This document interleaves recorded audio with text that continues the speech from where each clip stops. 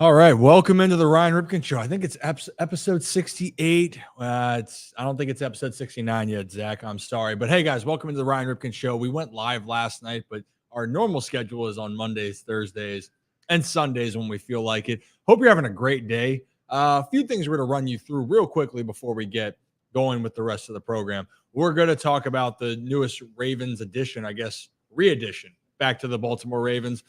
Then we're going to talk a little bit about Stefon Diggs. He's going to the Texans. The reason why we're getting our football news out here, I know we got a lot of baseball fans in here, but we're saving that because of our two guests tonight. We have Dan Connelly, who longtime Orioles writer and now works for writing for the Orioles on Sportskeeda. I hope I pronounced that correctly. And then ESPN reporter who also has Baltimore ties, Buster Olney, will join us as well. And we're going to break down a lot of baseball and we'll preview the Pittsburgh Pirates series. So I always tell people, we will give you the right amount of Orioles content, no doubt about it. But now that I've told you what's going on, let's talk about who we have on the show with us this evening. And he's still in his chair. He's still getting let back in the building, Mr. Zach Bollinger. It's what I do. They can't lock me out. They tried, but they were not successful. Also, just shout out Kevin. Kevin technically made his appearance before Rocco on the show. That's just all I'm going to say. Well, I guess. And Kevin, feel better. He's getting there. Take that Dayquil, get that cough better, and we will see you here in studio. Speaking of the other guy, he's not in studio, but he's with us tonight. We got Rocco DeSangro hiding somewhere. Oh, there he is. Hey, Rock.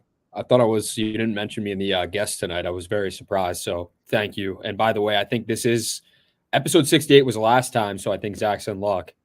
But I could be wrong. We'll have to fact check it if it's 68 or 69. But you know what? We're right around there. It's a good time. And yeah, you know what? It's really if we go with the breaking streams. We don't know how to categorize the breaking streams. I never categorize those as full episodes because that's just spur of the moment. But actually, let's get to our last guy who always makes it work behind the scenes and doesn't always get the credit. We give him the credit. You guys should give him the credit. That's Mr. Brad. Brad, where are you at right now? There he is. What's up, fellas? How we doing? Good, man. How are you? Well, that's a loaded question, Brad. And Zach and I were talking about this. It's just like, bro, we got to figure something out as far as the traffic situations goes. If you guys don't know, Ryan has to make the trip from DC to Baltimore anytime he wants to come in studio, and it is rough. There isn't a day that goes by that Ryan does not complain about the traffic. And listen, I hate to break it to you, bro, but the Orioles and the Ravens aren't going anywhere. So if we want to continue to cover those two, it's going to be rough for you. Yeah, teleportation would be great coming up here, but I'll tell you what. We can get you a chopper. We get you a chopper. We get big enough, we'll get you a helicopter. Yeah, we'll get that in the budget soon. The Ron Ripken Show, things are buzzing though, right to the moon. That's what our community's saying. Right. And again, if you want to be a part more of the community, we got the Discord popping. We will put that link in the chat here. And again, we're doing this live, but if you're listening to it, we're also enhancing our audio, by the way. And guys, people are picking it up. They are listening more on Spotify and Apple. We prefer if you're watching with us right now, right? But if you can't, you can listen to it. But let us know if you like it, what you don't like. Leave a review. Tell us how much you may like or hate Rocco too. All of it's actually, that'd be great. If you can have a comment talking about Rocco in each review, that would actually be very cool. That'd be very, very cool. And he's shaking his head behind the scenes, and that's okay. All right. And Engraven, yes, Kevin Automatopoeia is still under the weather. He's grinding. But he did grind out the news today because, hey, guys, the Ravens, they made a re-edition. Kyle Van Noy back in Baltimore. The pass rush room, it's getting a little bit deeper. But honestly, it's a great fit for him coming back, Zach. Yeah, I think if you really are a fan of the Ravens and you have followed this team closely, especially over the past year, you understand the magnitude of this signing. Love it. 2-year deal. Was not honestly expecting Kyle Van Noy to get a 2-year deal. 2-year deal, $9 million. And then there's some incentives to get him a little bit more. I think it's $1 million each year in incentives, but the perfect fit. Came in last year mid-season, so didn't even get a full training camp, OTA, all the off-season stuff with the team, and immediately made an impact. I can fully say I feel more confident in the pass rush situation the Ravens have now than I did 3 hours ago, now that Kyle Van Noy is back. Yeah, Matabike well. obviously was re-signed, and then you got KVN. So like, it's just, I'm super pumped for it as well. It would have been nice to keep Clowney after he had like what I would consider a career year with the Ravens, but it is what it is. But yeah, man, having Kyle Van Noy back is awesome. I'm pumped for that. Yeah, and you know what? And Rocco, after this, because Kyle Van Noy released a video today, and again, the news initially broke on the Pat McAfee show, which is electric. It's great. You can see that relationship has built between the two of them. Yeah. But Kyle Van Noy released a video, and then Rock, I want you on the other side of it because you've had a chance to be around there and seen in the locker room with the Ravens. So let's play the video that Kyle Van Noy posted, and then Rock, the floor is yours after. Yeah, say that now. Who we gonna be on Sunday night? I know who I want to be. I know what this group gonna be. I want to pull them to the deep end, see if they can swim. Hey, I might take off with the peons and go way to Venus. I'm a star, so I put a new charm on my feet. I'm a walking with my crystal with the plays. I'm smoking more rock, shorty, and I feel the same. I might take off with the peons and go way to Venus. I'm a star, so I put Kyle Van Noy has his second one today.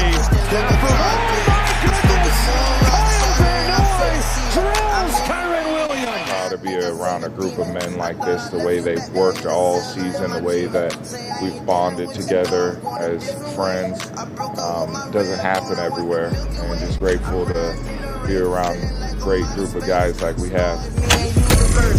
I might take off on you peons and go way to Venus. And that is Kodak on the track. And also, by the way, I mean, that just gets you fired up. It gets it bumping. But you know what I loved in this, Rocco? And the floor is yours with this. Kyle Van Noy felt like when he came in, it was, okay, good fit. And then we found out he is a perfect Baltimore Raven, and clearly he's excited about coming back. Yeah, a lot of people loved him here, and people, it seemed like his teammates, social media wise, in the locker room, on the field, they gravitated towards this guy because he's like that guy you want to be around because of his personality, but not only because of that, because of his play on the field, he lets that do the talking.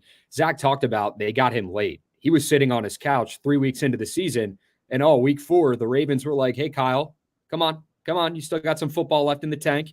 You might be 32 years old at the time, but come play for us, see what you're capable of. 14 games, what does he do? He sets a career high with 9 sacks. I was talking to Kevin Oyster Striker, whatever we call him anyway, Locked On Ravens, and we were saying that if you're going to bring back somebody, you want to bring back – for the pass rush, you want to get at least one of these guys between Clowney and Kyle Van Noy. Clowney, he played himself into a pretty significant contract. He's gone. That didn't happen. Getting Van Noy, it's not, I wouldn't even call it a consolation prize because that would be a disservice to what he brought to Baltimore this season. His play, it does the talking. He's a great fit. The Ravens, he just turned 33, so they'll have him till he's 35 years old, but he still does have gas left in the tank. And he's a guy that Baltimore fans, they just grew to love in one season here. So it's pretty significant to have him back, especially when you look at the youth of the pass rush, Odafe Owe, David Ajabo, and Tavius Robinson. So adding a veteran, keeping that veteran leadership there, it's key, I think, for the Ravens' success this season. No doubt about it. And again, every team, when you look at how teams are constructed, you want players that can make impacts on the field, and you want guys that can make impacts in the locker room. And Kyle Van Noy checks both of those boxes. And I'm sure, guys, it's not the only move the Ravens are going to make in the pass rush department. Obviously, we know they signed back Justin Matabike. Brad, you mentioned that. That's a big-time extension that they had. And then you're looking at guys that maybe are trying to make another step, and guys that haven't gotten off to the starts they want because of injuries. Like I saw a comment saying about David Ajabo, right? That now in this case, some of these other guys, it takes a little bit of pressure off of those guys. And Kyle Van Noy, hopefully, Zach, can continue to give that leadership quality to help them continue to grow. Because I'm not giving up on any of these young guys either. No, I think you hit the nail on the head there. It is just another veteran addition. Everything on the field they obviously love about Kyle Van Noy, but I think they love off the field Kyle Van Noy even more. And that's a big compliment to him because he does everything the right way, the way he prepares, the way he helps the younger guys in the locker room. he is a true veteran that I think they trust with guys like Owe, Ojabo. We named a few, even guys like Malik Harrison. So in so many ways and aspects, Kyle Van Noy makes me feel better about this Ravens defense because that veteran leadership, they are moving from Mike McDonald to Zach Orr. Actually, I believe Kyle Van Noy is older than Zach Orr. Am I? Yeah. Yeah. So talk about veteran leadership. I think that's a guy that Zach Orr really wanted back because of the impact he made last year and just stepping into another leadership role where he can take guys under his wing. And even if he's not playing at this insane level, he helps the team in so many different ways. Again, Baltimore's always taken pride in winning cultures and developing a culture that is a winning standard. Kyle Van Noy came from the Patriots. I think they had a lot of success over there. And then also, if you're going to look at it now, Baltimore's had a lot of success, and it just feels like the right fit. And also, if you listen to Kyle Van Noy, Brad, talk on Pat McAfee and just shoot the shit and talk about life, football, he just seems like a guy too. You're pulling for. You're going, yeah, I want this guy on my team because of everything he brings. I guess some will use the word the intangibles. Is that the right word? Did I say it right? Yeah. Boom, baby. Yeah. Yes. Yeah. Well, and I think also yes, Kyle Van Noy has quite the history in New England, but he definitely has that mentality, that attitude of play like a Raven. He knows what it means to play like a Raven. So it almost, even though he's only been with us for a partial year, and then now we'll have him for the next 2, just kind of feels like he was always meant to be here and that he always has been. And we talked about that a little bit with Derrick Henry too. So, here we go again. It's just Eric DeCosta making sure he's putting the right guys in place that knows the culture and knows how to continue to cultivate that and build from where we were last year. I mean, hopefully that means that we're going to get, we're going to go to another Super Bowl and, very, very slowly, and we'll see what happens after the draft.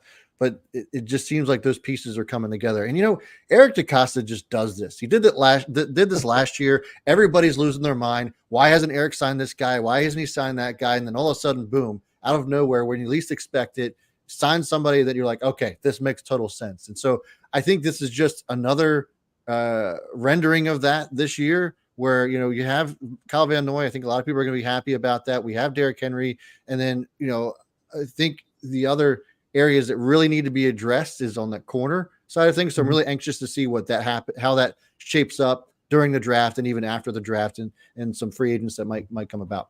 And Brad, you talk about Super Bowl potentially going on a postseason, a playoff run. This is a guy that's got 2 Super Bowl rings. He's been there, done that. And that leadership right there, it's hard to come by in the National Football League. So to have a guy like that who's a veteran presence, and it was funny, you bring up the point of Eric DeCosta. It's like, boom, he strikes when you're not expecting him to. Kevin and I were going over what we're going to talk about tonight on Locked On Ravens, and it was like, oh, Sam Mustipher, he just signed with another team. Oh, the Ravens, like maybe the Stefon Diggs thing. It wasn't very, it's going to be Ravens related, but not so much. And then boom, Kyle Van Noy signs, and it's like, that's your lead. That's the breaking news. So really, when you least expect it, this stuff happens. And I know Ravens fans are happy to have Kyle Van Noy back for the next 2 seasons, especially. And every time you want to get pissed, you want to get angry, and make more moves, take a deep breath. Take a deep breath. Check your phone maybe in a day or 2, and then just give a round of applause for Eric DeCosta, because he always comes through for the team. And I think that people look at that. It's like, it's not easy to construct a roster. It's just not at all. And Locked On Ravens, Kevin Onomatopoeia, people expected one of KVN and Clowney back, and KVN is back at $4.5 million per year. Clowney is going to 10 to 12 million per year. Again, that's the reality of it. If you're going to say, well, they both were productive players, which one, if you had to keep one, give me the guy that's going to be cheaper that can be just as effective. Of course, Clowney had his overall, it felt like his best year. He looked good. But Kyle Van Noy definitely helped the team in more ways than the stat sheet will suggest. So it's exciting. We're pumped up. We're far from over. And you're right, Brad. The Orioles, gosh, the birds everywhere. The Ravens, obviously the offensive line is going to need some help. The corners, they're always looking for corners because we've seen how fragile the season can be with injuries. So it should be fun. It's not fun if you're kind of like a Buffalo Bills fan. Before we actually get into that, Ryan Ripken Show, We are talking football right now because later in the show here coming up, we have Dan Connelly talking about the Orioles. We're going to have Buster Olney with ESPN also talking about the Orioles. The Oakland A's are now in Sacramento and all that. And we're going to talk a lot of baseball. I promise you, if I'm wrong, smack Rocco right in the face. But back to, if you're a Buffalo Bills fan here for a second.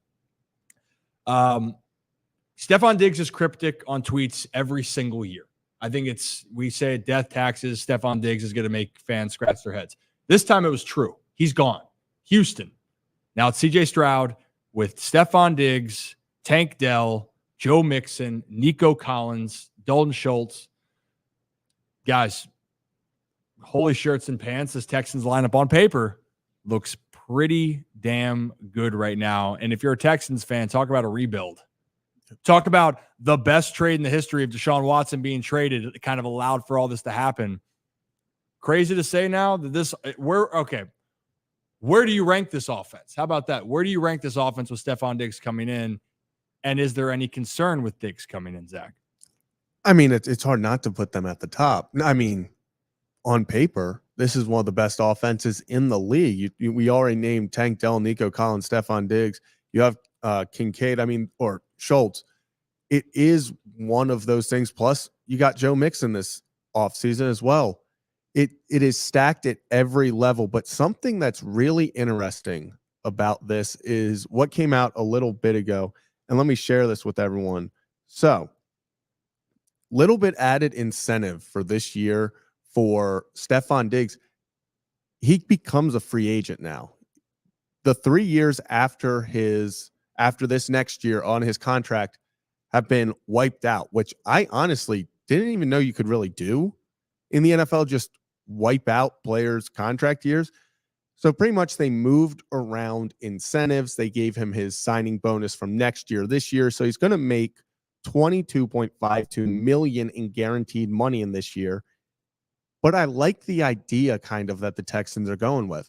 Their thought process is if we have Diggs in a prove it year, in a year where if he does well, he can go get a bag in free agency, they think they're getting the best version they can possibly get of Stefon Diggs by giving him this option and kind of making this a 1-year deal. So very, oh yeah, way to go. Thanks, Locked On. Very interesting. It is, I guess we'll see how it plays out. I'm intrigued to see, because my biggest thing was, how was Stefon Diggs going to do in Houston with other top guys getting targets? Well, now we'll see, because it's a 1-year deal. We'll see if he likes it. Yeah. Shame on Kevin, just absolutely shutting you down right there. Oh, you think it's a really interesting deal? And Kevin's like, it's terrible for Houston. Is that a good Kevin impression? No, it's terrible for Houston. But it is interesting because it's a rental now. But this is unprecedented that they wiped out the years. And a guy that is looking for one more contract, don't you want to go out there and bust your ass and see what happens? If you're the full competitor, he's going to do it anyway. But now you're getting way more incentive, because Stefon Diggs after this next year will be what, 32, 31, 30, 31, 32. He was actually, I remember watching him in high school, went to good counsel down here towards DC. And those are battles I got to see. He'll be 31 after this year. Okay, so he'll be 31 after this season. Look, you can still get a really good contract. And we know a lot of teams are looking for really good players. But if I'm CJ Stroud right now, at least for the short term, I'm very happy. I have an abundance of weapons. I have a running back that's stable, whether or not you think that how long or how much Joe Mixon has left in the tank. But you have Tank Dell as a dog. Nico Collins, dog. Now you have a very good route runner and overall wide receiver in Stefon Diggs. And CJ Stroud proved, even with those guys missing last year, not having those guys, Tank Dell missing a lot of time, Nico Collins being banged up at times, he was a top quarterback. And he's only probably going to be better. And it's not fair. It's Brad, you're taking Texans right now. For a quick answer, Texans got to be a favorite right now in the AFC South. Without question. I think the other side of this, and I briefly talked with Zach about this off camera. I'm interested to see how the relationship goes with Stefon Diggs and the Texans, specifically, with how that offense is scheming. And I just struggle, because it would take Tank Dell and Collins, and there's so much there. You almost have to wonder if this starts to become like what Odell Beckham Jr. was in Baltimore this past year. I'm not saying that Stefon isn't going to have a great year, but is he getting 100 catches? I don't think so. And if he does, what's that going to do for morale when it comes to Tank and Collins? Like I just don't see how it's all going to fit. It's a good problem to have, but at the same time, we've seen drama started from Stefon Diggs before in New York, in Buffalo, and then also even when he was in Minnesota. So I don't know how this is all going to fit. I'm really curious to see how it'll all play out. But yeah, I mean, without question, I think that they're the favorites for the South. I would be very curious to see how it all shakes out come this season. Yeah, and a real quick point on Stefon Diggs, which is perplexing just because of how much they peppered him with targets. And early on, if you drafted him in fantasy last year too, you were excited because he was having 10 catches, 6 catches, touchdowns, yards. And then all of a sudden, after November 5th, Stefon Diggs only had one game where he went above 48 receiving yards. And that was for the regular season. And that was the final game against the Miami Dolphins on January 7th, where he had 7 catches for 87 yards. That was the most that he had one game of 74. But the first month of the season last year for him, 102, 111, 120, 121. The production clearly dropped, and maybe that's for whatever you wanted to talk about, but that is probably going to be an underlying concern, Rock. Who's getting the ball? Where's it going to? Because clearly, even for wide receivers, like, I'm not a wide receiver. I could never play the position. Lord knows I'm not quick enough. But there is something about getting the right amount of targets, and that has always been a talked about topic with Stefon Diggs. I want to compare, and it might make some people rip their hair out right now, maybe me, the little hair I have left, but I kind of want to compare it to in basketball when you see a super team form, and that's not what I'm calling the Texans right now, but there is a lot of talent.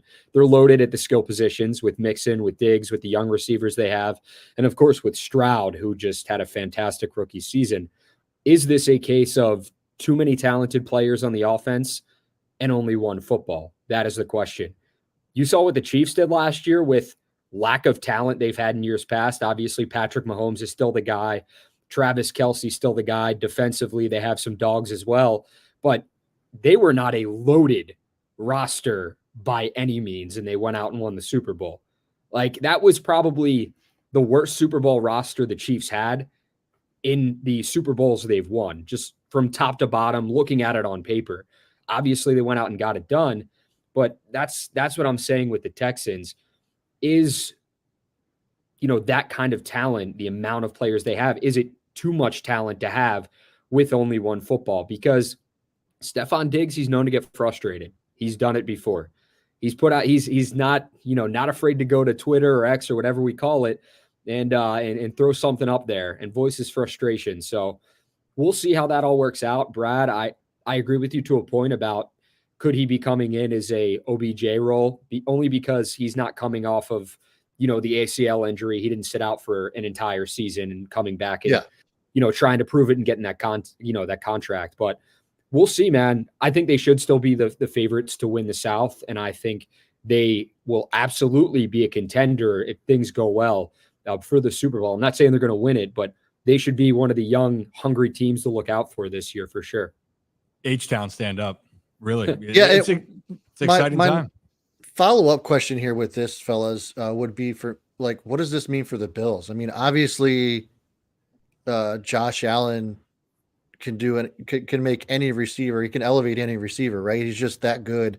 But like my question is, like, what do the Bills look like now? There's so many holes. They don't have anybody at corner. And I don't, the run game still isn't quite there. So, like, what is Josh Allen going to do? And what is Brandon Beane going to do, for the rest of this offseason? Because they got their work cut out for them. Yeah, I mean, doesn't it kind of feel like, Zach, that the Bills might get a little naughty and go after a wide receiver in this draft? Like, maybe they make a push. They better. Go get, or they trade for Ayuk, right? Like, he's still an option, I guess. But then he's got to get paid. And right now, paying someone for this year Yeah. That's true. is kind of in the cards. Next year can open up, but this year, what's the cheapest way to get a wide receiver right now? You go and draft one. That's how it's going to look. I do like Khalil Shakir a lot. I watched him at Boise State. My brother-in-law lives and breathes Boise State football, so I follow them. I love his skill set. You saw him be a security blanket for Josh Allen. But yeah, they don't have like the alpha number one right now. And it's going to be even more on Josh Allen to say like, all right, hey, no Diggs anymore. What can you do? And we know Josh Allen's a stud. He's a talented player, but it looks like we're going to have to find out, right? We're going to have to find out what happens in Buffalo. But clearly, this isn't a move that's making Buffalo Bills fans on the short term feel any better at this moment. Before we dive into, and we have our guests coming on here in a little bit, hit that like and subscribe button. If you're new to the channel, it's the Ryan Ripken Show. We do this every Monday and Thursday. Breaking news, if something happens, the Orioles walk it off, something crazy, who knows? And then we also sprinkle it in on Sunday. But, Brad, I think before we have our guests come on here in a little bit, you got a poll up here, and I am very, very intrigued with this one. Yeah, so I guess I should have categorized this a little bit better, but you guys know me. I'm always putting out the polls for the show, and never sports related. This is just for fun because you guys love it so much. I put out the best spy movie series of all time, and maybe I should have put comedy spy movies in there as well because there's a lot of people talking about Austin Powers. I probably could have put that in there, and that would have ran away with it. But I only chose 3 this time, so I chose 007, Mission Impossible, and the Bourne series. Maybe surprisingly or unsurprisingly, 007's running away with it at 56%. Mission Impossible is at 19%. And the Bourne series is at 25%. Where do you guys stand with this? I mean, is this Broncos feeling it? Zach, are you different? Are you different? Nah. Nope. I'm not gonna lie. That was the only one I've seen. So okay, have you seen? You've never seen a 007 movie? Okay, well, there's a lot. Oh my god, you haven't seen any of them. There's a lot.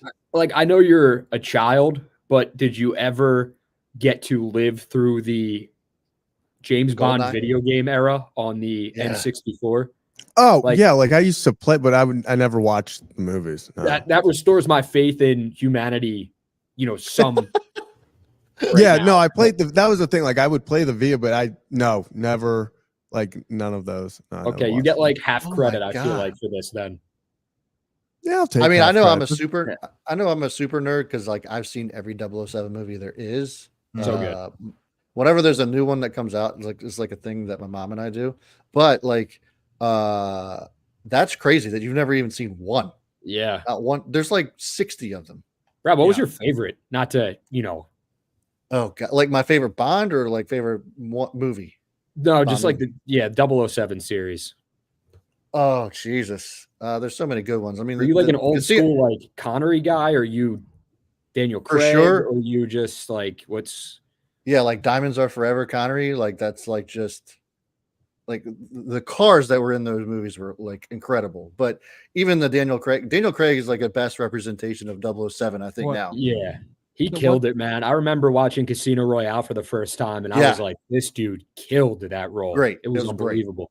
Great. Yeah. So what the hell is with our group? Kevin hasn't seen anything. This doesn't surprise me at all. This is actually what I was expecting from Kevin, to be honest with you. Gosh, even when Kevin's not here, he's here. But I want to say Austin Powers was actually my family movie growing up. We watched that religiously. My mom thought it was a family movie at 4 when it came out in 97 or something like that. So she's like, oh, it's great. It'll be for the kids. And then we're just like asking people around, like, can I ask you a question and be honest? Do I make you Randy? And my mom's like, oh no, Ryan, you can't go ask somebody randomly. If you make them horny, you can't do that. I'm like, what do you mean? You're a kid, and you're a kid, right? So you don't know. You're like, oh, haha, it's go fat bastard. Oh, it's great. One line though, it flew over my head with the content, and I'm seeing some comments here, and Victoria might have had it. I went back and laughed my ass off.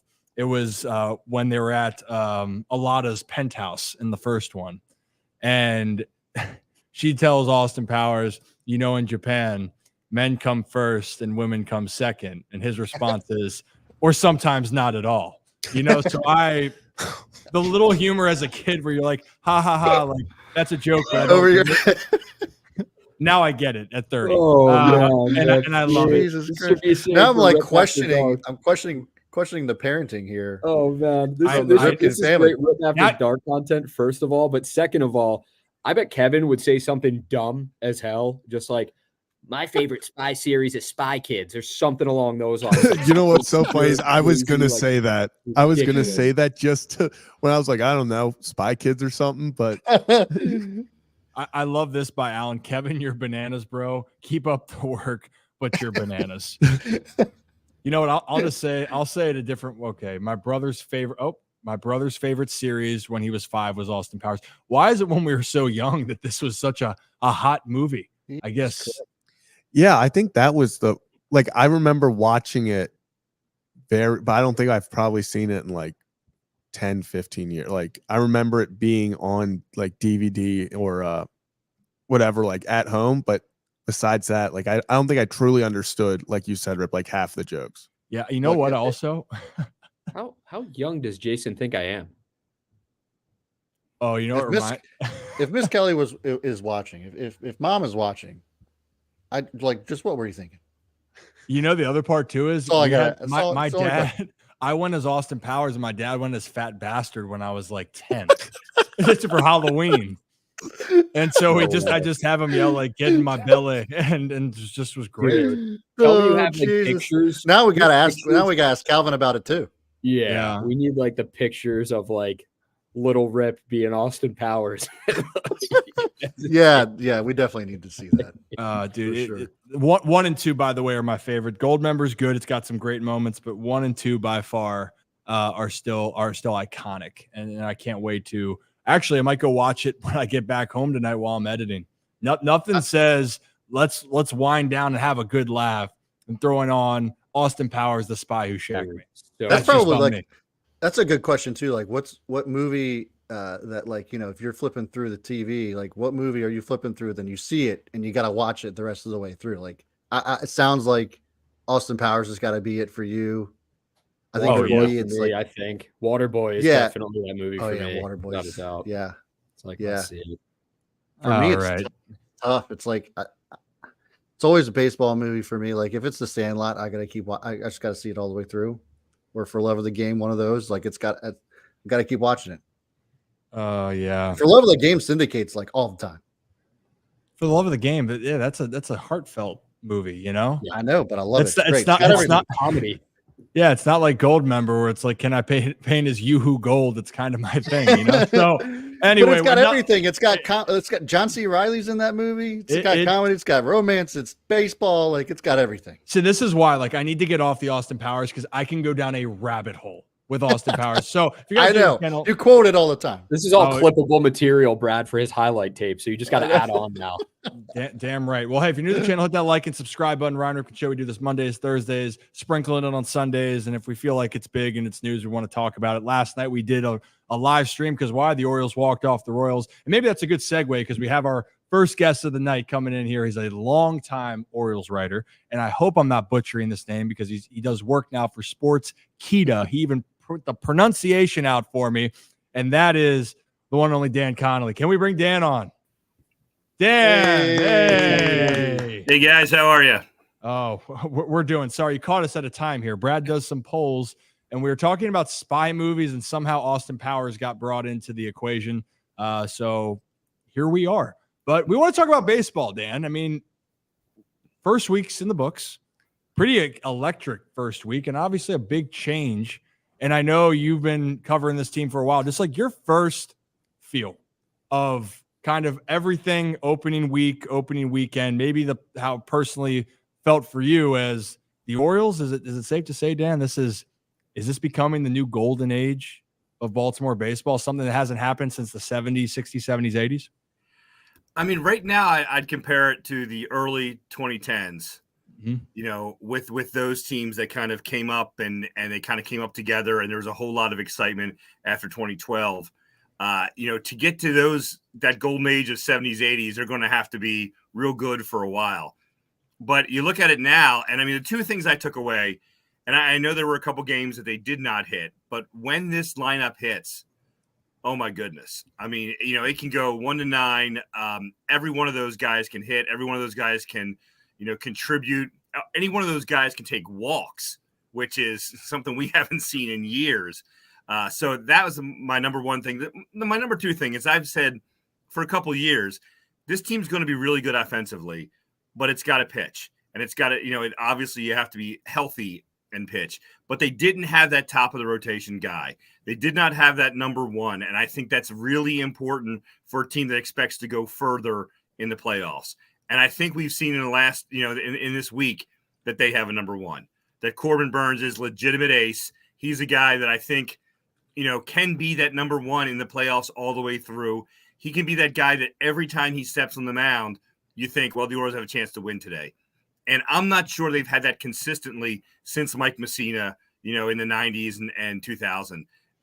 They've had Chris Tillman, they've had Eric Bedard, they've had a couple guys who had good years, but a guy who you look at and say, this guy is a true major league ace. This is the first time I've ever covered a guy like that. And so that's really interesting to me that you put those two things together, an offense that can really hit and a number one to go with the rest of this rotation. And, that's as we've seen, that can be a pretty excellent combination. Yeah, and at the end of the day, too, you're right. Pitching is what's going to separate this. When the Orioles, there's so many things that the Orioles have, and the young talent that they have offensively is electric. But Corbin Burnes, a guy that even when he wasn't at his best yesterday, everyone's going, oh, he's getting hit up. Well, if Corbin Burnes gives 5 to 6 innings of 2 earned run baseball, damn right I'm going to take that for 20-plus starts because you keep your team in the game. Grayson Rodriguez obviously has a high ceiling. I can't wait to see his year. I think is a dark horse. I don't think he'll be in the Cy Young voting for 3. He very well could be, but all-star Grayson Rodriguez, absolutely. But I think with all these prospects too the hitting talent that they have, Dan, I think Zach wants to talk a little bit because the prospects for Baltimore, it's endless. And that's something that the Orioles haven't specifically seen in a while. Yeah, thanks for joining us, Dan. And really, you kind of hit it there with it's so nice having a Corbin Burnes, that front end starter that every 5 days you feel confident is going to keep you in games. But it is funny. Oriole fans, we can't have nice things. We have Corbin Burnes having these great outings, but all anyone wants to talk about is why Jackson Holliday is not on the team. So in your opinion, what are your thoughts on the Jackson Holliday and really all of these prospects that we saw last night in Norfolk? 26 runs, 29 hits, just looked like a home run derby out there. Heston Kjerstad, 10 RBIs. What do you think the timetable is for a guy like Heston and a Holliday? Well, let's start with Holliday first, because that's the one, I mean, obviously Mike Elias has done a really good job with this team. And I feel like he's done a pretty good job with the prospects part of it, on when to bring them up, to when to know. And obviously you're going to put the financial possibilities in there and keeping somebody for a 7th year, and all that's got to be part of the configuration. I don't believe that this was purely because of finances for Holliday. I'm sure it played a part of it. It has to play a part of it. But this was the one time that I truly disagreed with Elias and his group. And I've had several conversations within the organization about this. To me, you win 101 games. You go out and you get Corbin Burnes. You go out and you get Craig Kimbrell, okay? You're trying to put your best team out there. And what I saw in spring training and what we've seen with a guy who's gone through 4 levels of the minor leagues and excelled the way he did in 1 year, he was one of your best 26. And for me, 101 wins, that was great last year, but you got to sustain that somehow. You got to get, if you won a division once, great. You got to win it a second time. And to me, you take Holliday because, let's face it, Mike Elias said in December, this guy's going to have every chance to make the team. So he goes out and hits 300. He plays really well, and he doesn't make the team. And, Ramon Urias is a fine player to have on a team. Jorge Mateo the same way. They had an extra spot even in keeping those two if they wanted, and they didn't do it. And they put Holliday back down. He's killing it again in AAA. And I was told by someone I believe in the system that they just felt like 17 games or whatever in AAA was not enough. And the point was made to me, how can you take a guy who's barely played 17 games and put him in the majors? That almost never happens. And my answer was, you almost never see a guy go through 4 levels in 1 year and excel. This is a special kid. This is a kid who's different than all the rest. And, you want to say about the left-handed hitting, okay, but there was a guy who hit 210 last year for the Orioles, had a 618 OPS for the entire year against left-handers. Oh, and by the way, he won the Rookie of the Year. His name was Gunnar Henderson. Okay, yeah. So I'm not buying the left-handed thing either. Maybe you put all those things together, second base, learning a new position. Okay, Gunnar Henderson basically played a new position for much of last year as well in third base. I didn't agree with this decision. I think he should be up, and I think he will be up pretty soon, especially if he keeps doing what he's doing and, Urias doesn't have a hit. I think that might change the equation a little bit here. But for me, with the way that everything changed, guys, with the Rookie of the Year status, he comes up and he gets, he finishes first or second in Rookie of the Year, which I think we all think he could possibly do, right? Mm-hmm. He does that. He doesn't get a full year of service. I mean, he gets a full year of service time. They lose that anyway, and they don't get a draft pick. So I did not agree with that decision at all. As far as Kjerstad and those guys, in my opinion, Cowser outplayed them in the spring. Cowser won that job. That job is going to be somewhat limited because, they have 3 outfielders. They have guys they can move around DH. So you have to have somebody who can kind of sit for a little bit. And I don't think they want to do that with Kjerstad yet. Right now, I think Kjerstad makes this team when there's an injury or when somebody really struggles. I think that they have to keep those guys down until a spot comes open. And that's what's going to be really interesting because these guys score 26 runs a game. It's going to be hard to keep all these guys down. I mean, 26 runs, that's crazy. 8 home runs, that's crazy. Charlotte, by the way, Charlotte's a great place to play, even though I did not take advantage of Charlotte when I played there. But it is a fun place to play. The right. Ball flies there. But that's the thing. This Orioles has these abundance of talented players. And for Jackson, the one thing I'll touch on with that, Dan, the other part is whether people like it or not. And that's the thing is I like giving guys the opportunity to go out and play every day. Keyword every day. And in my opinion with that, I think that the Orioles were not sold, whether people agree with it or not. But I think that to me was the real thing. They said, is Jackson Holliday going to play every day? And personally, if Jackson Holliday is not going to play every single day, like Jordan Westberg is doing right now, then I'd rather have him get his reps until you say, hey, Jackson, you're in there every single day moving forward. Ramon Urias is kind of that role guy. He understands he's not going to be in there every day. Now, Rock, I think you have some thoughts here because as much as the talent that we just talked about, the Orioles are going to have some other decisions as hopefully to try to, have this thing be a long-term thing, so to speak, for this ball club. Yeah, absolutely. Dan, thanks for joining the show, man. Really appreciate you joining it and, hopping on here. You were not one to bite your tongue at all about the old ownership. So kind of a 2-part question here. I want to get your thoughts on the new ownership. Breath of fresh air, it seems like, for this fan base, for a lot of people around town. Secondly, just with the Orioles, with these guys coming up and, having these stars here, the Adleys, the Gunners, Jackson Holliday on the way, will this ownership group, in your opinion, will that change the way that this franchise views these long-term extensions, these guys staying here in Baltimore for the long haul? And if so, how early do you see that happening for some of these players here? Well, let's go to the first part first. I think the ownership change is great for a bunch of reasons. I'm not all supportive of the one guy from Aberdeen that's part of that, but the rest of them I think is a really good idea. I think the guy from Aberdeen's a problem, but that's just me. Go ahead, Dan. I think this is fantastic for Baltimore. I think, and the amount of money and the type of people that Rubenstein has put together for this group is phenomenal.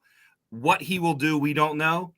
But this team right now, what this organization needs, because Mike Elias has put everything else, in the right place. The one thing they need to do now is show that they can lock up their young players. And I think once they do that, then pretty much every box is checked. Maybe the only box that's still left unchecked a little bit is growing their own pitching, something they're still kind of working on. They've done it a little bit, but they haven't drafted many pitchers. So that always comes a problem. If you're not going to draft pitchers, it's hard to develop them. Now, obviously, they have some guys internationally they like, and some guys that they traded for that they like. So, but really, to me, the big box that needs to be checked for the Baltimore Orioles to be a really good team for the next 10 years is to lock some of these guys up. And the Angelos family, one of the, and I got to know Peter Angelos pretty well. As you guys know, I probably didn't know John Angelos particularly well or have a particularly strong relationship with him. But with Peter, there were certain things that he did that I thought were short-sighted. And one of those was the international system. He just did not feel comfortable giving money to 16-year-olds, giving money to people who were representing those 16-year-olds. He just did not like that idea of it. And unfortunately, it is one of the main pipelines into procuring talent. And if you cut that off, you're cutting off, maybe even a 40 to 50% of your talent stream. And so I disagreed with that. But the other thing is, Mr. Angelos was risk adverse. He did not like taking risks that he felt like, you didn't have a lot of the research and basis for them. He did not want to put a lot of money into somebody who hadn't proven it yet. And he would rather put money into someone who had proven it, even though they might be 30 years old, than someone who was 22 or 23 and didn't prove it. Now, they did some, they extended Brian Roberts, they extended Adam Jones, they extended Nick Markakis some. So they did at times, but not as much as maybe other organizations or other organizations that aren't big market teams. This is where the Rubenstein group can change that. This is where you lock up Gunnar Henderson, you lock up Jackson Holliday, you lock up Adley Rutschman, you lock up Grayson Rodriguez, and maybe one of those two fail for you, because that's what happens with young players, that's what happens with baseball, and that's what happens with injuries. But one or two of those are going to hit for you too, and that's going to save you money in the long run. And that's going to not only save you money, but it's going to tell people that this is a place you want to play and you want to play for a long time. I made a reference to an Aberdeen guy, but 21 seasons in this organization. And he could have walked. He could have gone elsewhere. He could have made more money elsewhere. But when you get guys who can be the faces of your franchise, you lock them up. Something the Angeloses didn't do and probably wouldn't do much of. And that's something that Rubenstein can probably put his stamp on this organization by doing it. Yeah, and they got a lot of options to do that. A lot of right? options. And with Gunnar Henderson, I will lock Gunnar up in a closet myself to make sure he doesn't leave Baltimore. And I truly do believe too, Dan, and Rock's gotten to see the guys too down there. These guys love playing with each other. They love being a part of the change. And so I think that it's there. Now, the other part of it is too, it takes two to tango. So Scott Boras is your agent and he's representing Gunnar Henderson and a Jackson Holliday. Maybe things can be a little bit dicey down the stretch, but you're right. You have so many talented players. The goal is to lock them up because, as we know, you're not going to be able to compete with the Boston Red Sox and the New York Yankees with spending money. You get $100 million. You get $200 million. But the division is going to actually stay very competitive, which actually leads to the next question. But before actually getting that next question, Brad, if you guys are new to the channel, Dan Connelly on here, hit that like and subscribe button. We're talking Orioles, having some fun. Now, Brad, I think you want to touch a little bit more on what it means in the American League East. Yeah. So Dan, again, appreciate you coming on, man. And so everybody's kind of like taking up all the Orioles questions. So I wanted to just kind of get your thoughts and opinions on the AL East. Obviously, as we all know, toughest division in baseball. It really could be anybody's division to take when you look at just how stacked everybody is. Maybe not the Red Sox, but then again, they're 5-2. So you look at this Yankees team in particular, a lot of people were worried because, especially Yankees fans, with the pitching situation. And so just want to get your thoughts a little bit on this. Like, yes, it's probably easy to say that Orioles could take it without too much of a problem. But as we know, the Rays always somehow figure out a way to string together wins. And this Yankees ball club with, on base percentage right now at 325, and they're just tearing the cover off the ball. It seems lots of power behind that lineup. And so just kind of want to get your thoughts on this. How do you see the AL East stacking up this year? Yeah, I don't see anybody running away with it. I don't see anybody like winning it without a problem. Even last year, when you talk about 101 for the Orioles, two other teams made the playoffs in the division, and it wasn't the Yankees. I mean, and one team had 99 wins. So it is an extremely difficult division. And the Orioles, that's why, like I was saying, put your best 26 out there on March 28th, March 27th, because every win's going to count in this division. Every win is going to count. And I still don't think the Yankees are as good as people expect the Yankees to be. And I think this year, we were all kind of maybe discounting them a little bit, and then they started off hot, and it's like, they won their first 6 games or whatever. And it's like, okay, they're the Yankees. They are old in key places. And when I say old, it's just injury concerns that I may have. And obviously they're going to miss Cole for 2 months. Now, if Rodon can be the guy that they signed him to be, and he can be atop that rotation until Cole gets back, and then you got those combined and a couple other guys who can pitch. Stroman can pitch, obviously, whatever Cortez can do. They're still going to be good. And I think that Juan Soto is the best player in the American League. And you put him in that lineup. He's my pick for AL MVP. So you can't discount them. You never can discount the Rays. And on paper, the Blue Jays should be the best team in baseball every year. They're just not. I mean, they just don't put it together the way they should, and yet they still made the playoffs. So, maybe I'm discounting the Red Sox, but I think it's going to be a really difficult division. I think the Orioles have enough to not only win a division, but if they are in trouble in July, they can go themselves and get somebody who can be that piece because they have so much in the minors. And you hate to trade guys in the minors. Joey Ortiz, I was watching the Brewers game yesterday, and he made a tremendous play at third base. He did. And, and it's like, oh, goodness, you get rid of that guy. But they have so many good young players that they can get somebody or two to help them. And that's something we haven't seen in a long time in Baltimore. So I still think the Orioles should be the favorite. But goodness, guys, that's a heck of a division. It's literally a gauntlet every single year, and it's over and over and over again. So I try to tell people now, it's not. I said if you're expecting the Orioles to win another 100 games, don't hold your breath on that. You know how hard it is to win consecutive years of 100+ games, but can the Orioles win the AL East? Absolutely. Is it going to be a dogfight? Absolutely. Is Juan Soto a very good chance to win the MVP? I did the biased pick, Dan. I said Gunnar because I just believe in him, but I said if it's not Gunnar, I think it's Soto. He was my teammate in the national system. And I remember these guys know the story, Dan, but Soto was 17, came over to America, and Bryce Harper's in the bigs. And the coaching staff goes, yep, that's our best hitter. And all of us are like, bullshit.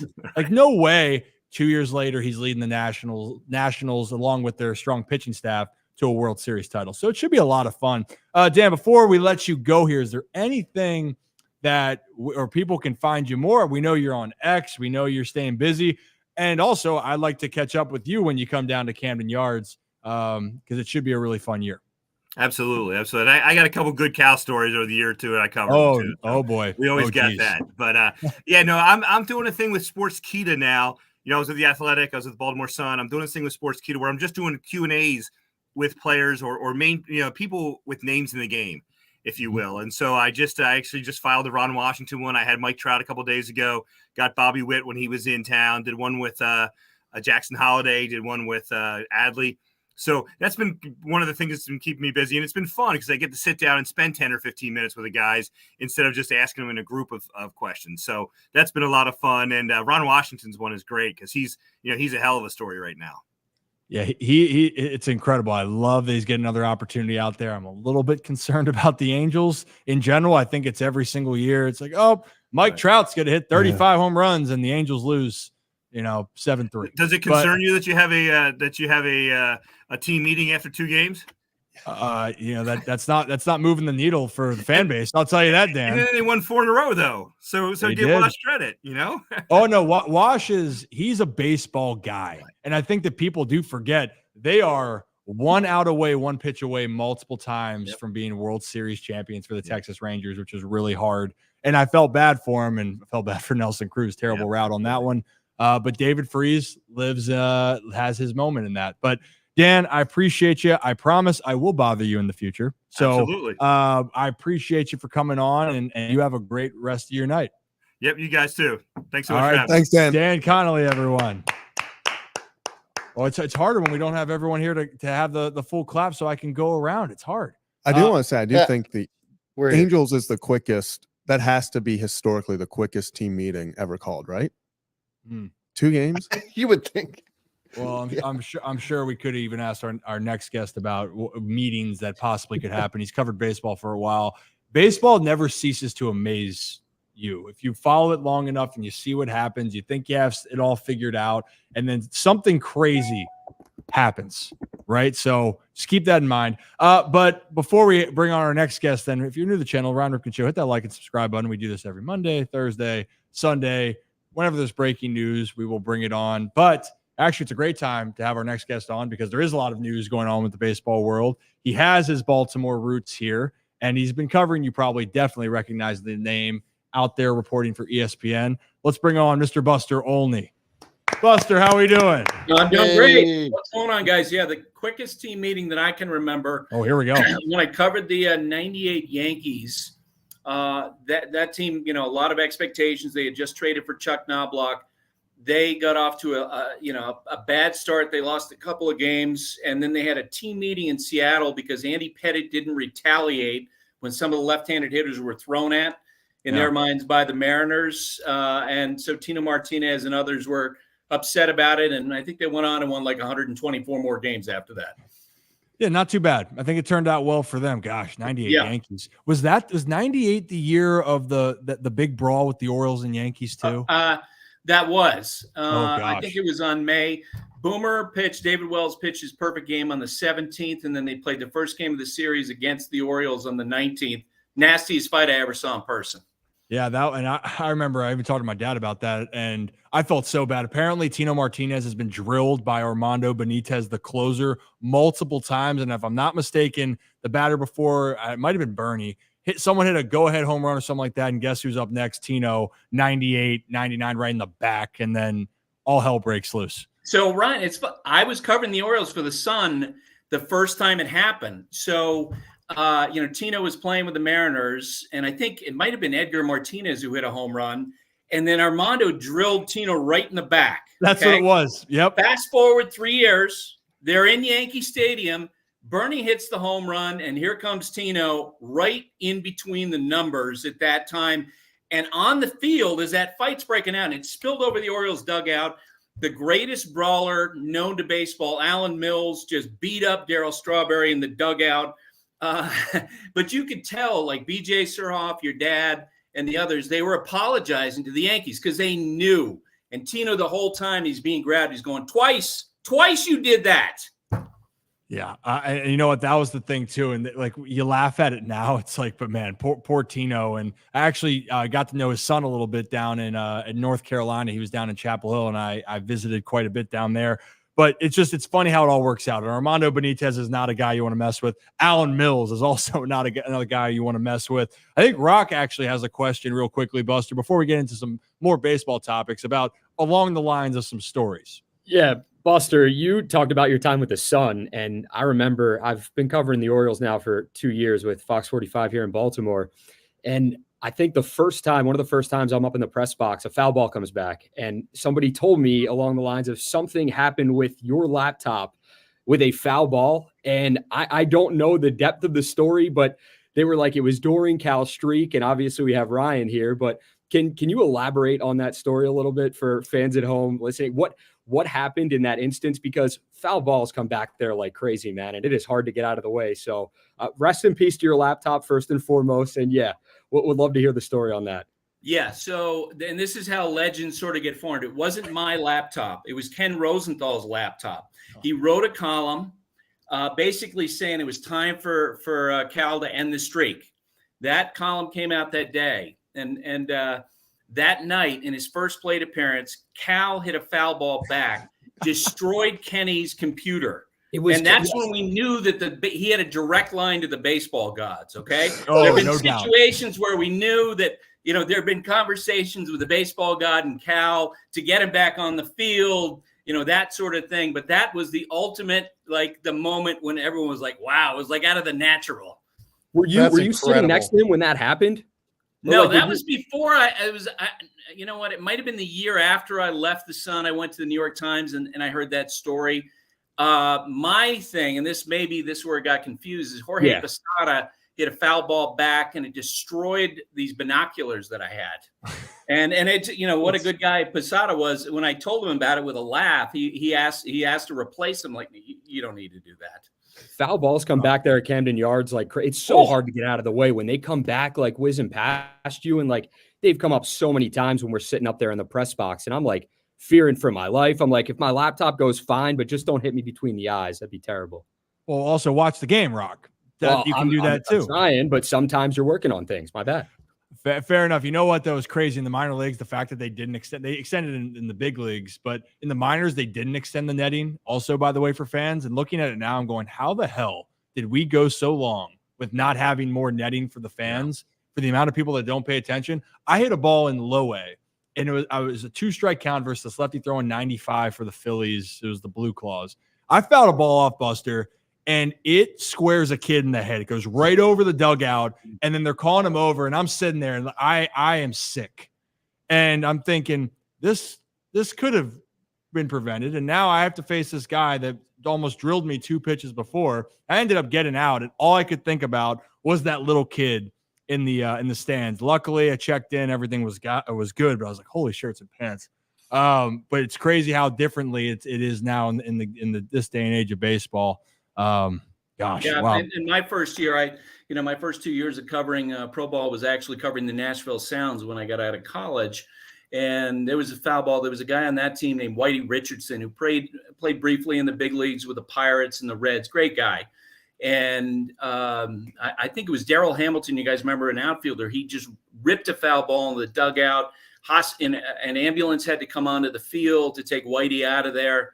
It was awful. And about 5 years ago, working on Sunday Night Baseball, I asked them to put up a net where I sit. And I had a couple of players give me a bad time. And I said, wait a second here. You guys now have netting in front of the dugout. You're giving me a hard time. And you guys are professionals. I'm just an idiot writer. Like, I'm going to be able to react to that. Hey, you know your limitations, right? You're trying to look out for yourself. Yes. And I'll be the same way. You're just trying to relax. I've almost been hit on the on-deck circle. There's so many things, let alone you're right. Even as a professional, your reaction time is sometimes not that quick. Well, hey, the stories, I think we could talk about this stories forever. I think the baseball, and maybe Buster will have to have you on more to talk about this, because I love it. And I love seeing it from the perspective of me being a kid and now going through it, the professional, and now to where I am now. So I retired, if you don't know my story, retired in 22. I played with a lot of these guys in Baltimore. So a lot of these guys are my former teammates and whatnot. But I guess a couple of things. We'll start with this. It's a good time in Baltimore. You know what? I feel like every time you write something about Baltimore on X, some Oriole fans are giving you some grief over whether you some thoughts in the past. Yeah. But maybe you can just talk about right now in general. Baltimore is probably in the best position it has been in the last 30, 40 years as far as what they've built and what they have still down on the farm in AAA and below. Look, there's no doubt they've got the best young talent in the sport. They essentially have, in the eyes of executives around the sport, 3 generational talents. You got Adley Rutschman, who right now is considered to be the best catcher in baseball. You got Gunnar Henderson, who, I've been working on this poll of executives asking them who's the best 23 and under player. And Gunnar Henderson is getting a lot of votes. Remember, that's a group that includes Corbin Carroll. It includes Julio Rodriguez. And that tells you a lot about him. Well, who's leading that poll? Jackson Holiday. So you start with those guys. And as they sit here today, one of the cool things is new ownership is coming in. They have so much room to grow with their payroll. And you would assume that when they get to the trade deadline this year, between the surplus position player prospects and the financial flexibility they have, whatever holes they have at the deadline, they can go and get. Like if the Marlins wind up trading Jesus Luzardo, oh my God, I mean, they would probably be in the best position of any team to go make that deal. If they need bullpen help, they can go get that. To me, they're clearly at the moment the best team in the American League. And, we'll see. We'll see how much they learned from last year's postseason. I had Grayson Rodriguez on the podcast that I do the other day, and he talked about that. Like all the Orioles players going through it for the first time, they're watching an experienced team like the Rangers, and they learned from that. And it'll be interesting to see how they handle it when they get back to the postseason this year. Hey, for a lot of grief that you get from Orioles fans, you had a lot of compliments saying, hey, this team can be the best in the American League. This is the talented team. Buster, you're all about the birds right now. You mentioned one name real quickly, though. And I know Zach our other co-host here, has a question specifically because I saw his jaw drop when you mentioned his name.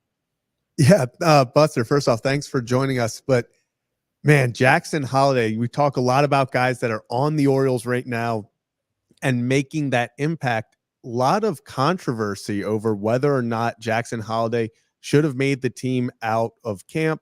And then all they're doing in AAA is dropping 26 runs and 29 hits against Charlotte yesterday. So and he's hitting 417, and he's hitting 417. He's already got 4 bombs, I think.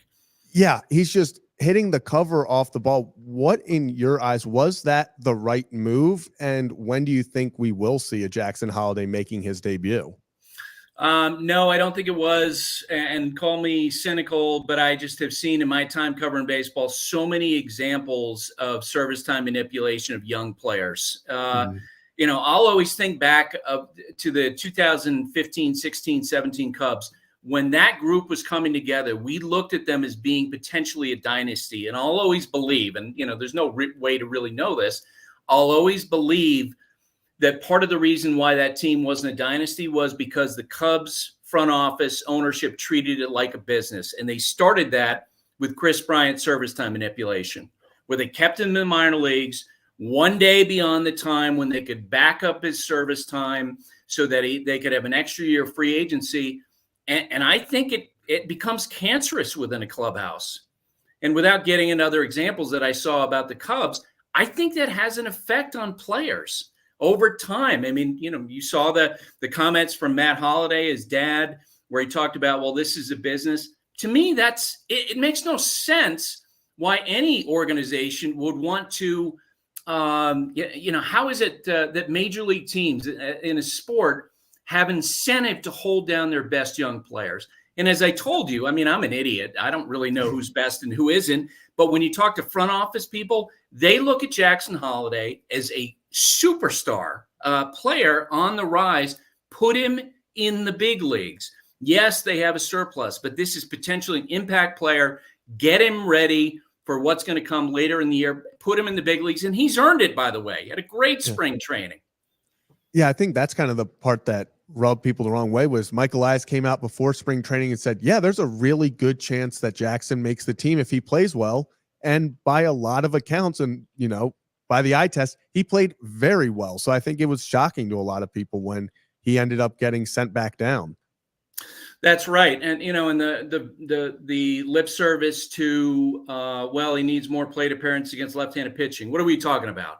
You know, if he's held down a month, an extra 15 plate appearances, 20 plate appearances, it's not going to be that substantial. And here's the other part, you know, and the reason why I know some Oriole fans, because I criticized their ownership for tanking for 4 years, which has been a strategy that the Astros popularized back in early 2010s.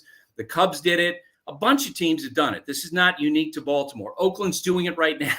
They're going to do it for the next 4 years.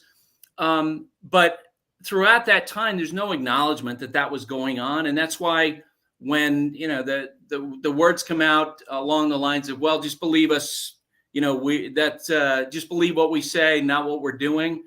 I'm just cynical at this point. And I've seen a lot of teams hold down players, and then privately, the front office people go, yeah, that's what we're doing. Yeah, it's a constant discussion about this, right? And this is something that I know for a lot of Birdland, they were excited about it. And this is the other part. I said this earlier when we talked about it, Buster, was if there's one thing, though, if Jackson Holliday, if they said in their minds that, in my mind, if we're saying the everyday second baseman should be Jackson Holliday, keywords every day.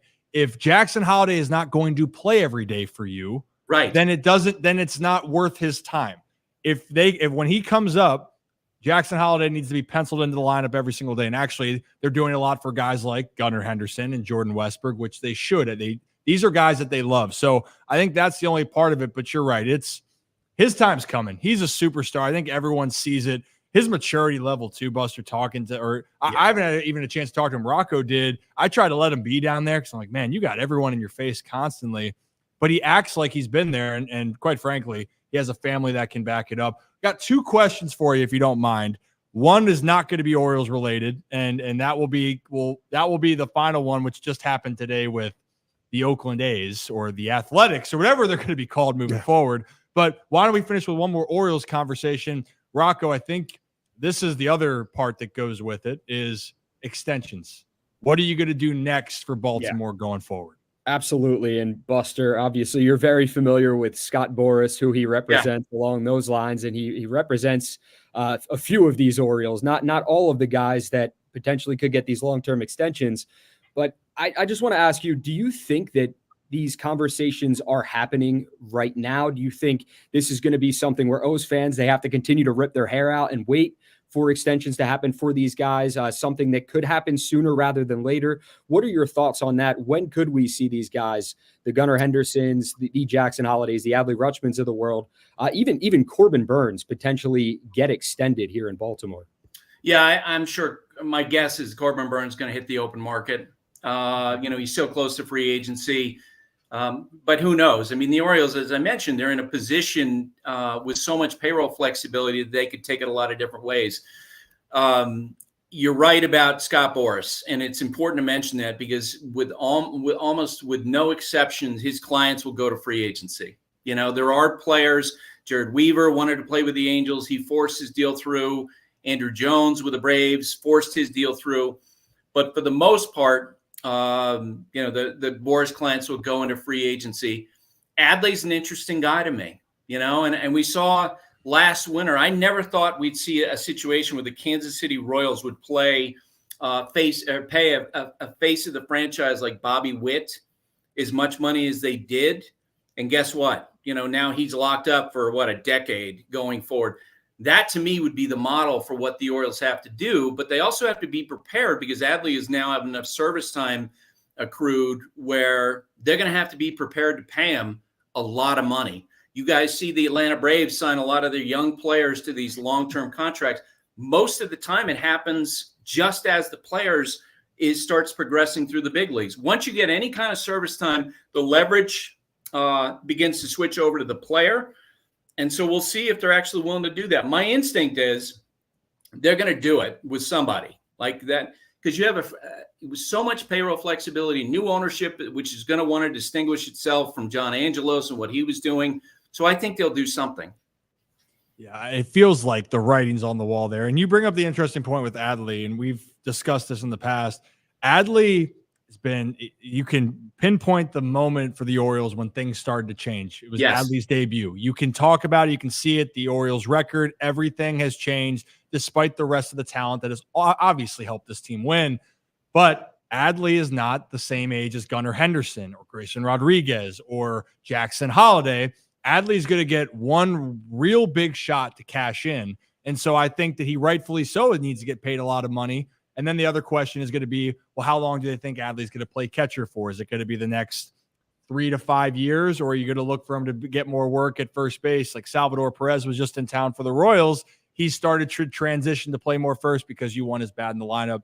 That's a problem for another time, but you're right. It feels like something's going to happen. And I made this joke before. I mean, Gunnar Henderson's the guy that I've seen around Buster a lot. I had two, excuse my language, but not really, but I had two oh shit moments. I played with Soto, played with around Gunnar. The only two players I ever had where I went, you guys are different. I got to find a way for you not to leave. Like I know the National, it was crushing. He was my teammate in the minors, and Gunnar, his just everything about Gunnar was fascinating. And I think the Orioles are going to circle him.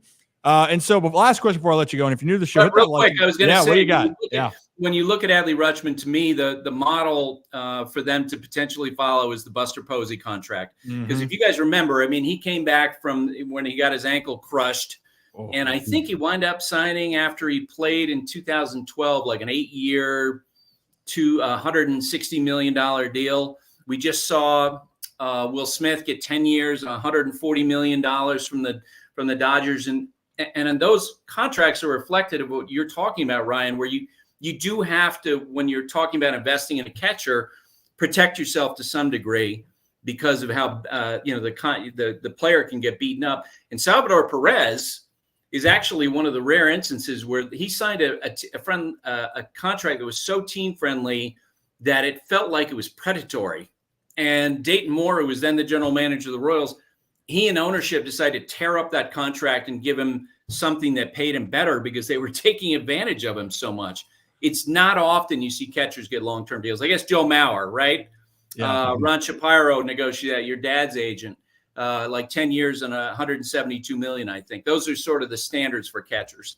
Yeah, and I want to just point out this one comment here of just saying about look what Corbin Carroll got last year. It should be a comp for Gunner. The thing that I'll say that I know you understand this, Buster, but for all of our listeners out there too, when you get offered these deals, some of those, Corbin Carroll's deal to me is a steal, an absolute steal. When you're looking at it, Bobby Witt Jr., they invested more. The Julio Rodriguez deal has incentives that can keep driving his contract up. But players, why the Braves, and everyone's like, how do they get away with this? The player has to make the choice. Do I want the stability right now, which is a good amount of money, or do I want to play it out and see what happens? And a lot of the Boris guys, most cases, right, Buster, the Boris guys are saying, yeah, we're going to stand pat. Juan Soto, you want $350 million? That's okay. What was the final deal reported for Juan that was turned down? Something like in the range of, it would have been a record, like 450 million. Yeah. And he's going to break Ohtani's record's not worth, I mean, his contract's not worth 700 million. That's a media driven, mirage. For sure. It's worth $461 million in present day. I think Soto is going to wind up breaking that number. Yeah, and so that's the point, is that Soto said, hey, I'm good. I'm going to wait. Or Boris said he's good. He's going to wait, and he's going to cash in. He could win the MVP this year in the American League. Let's switch to the last question then, and it's the recent news today. And talk about a team where if you're talking about tanking, you're talking about things going wrong, it's the Oakland A's, which I guess after today or after next season, they're not even going to be the Oakland A's anymore. They're going to be the Athletics, the A's, because they're moving to Sacramento to play 3 seasons at least, because the Vegas product and stadium will not be ready. Buster, we saw you tweet out earlier about this situation. I don't even know where to start. Maybe I can just, for those that haven't seen, just your opinion on, well, here it is right here. Buster, I'm going to read your words for you. It appears that the difference between what Oakland offered and what the A's wanted was about $35 million or so over 3 years, or about the same that the Angels are paying reliever Robert Stevenson.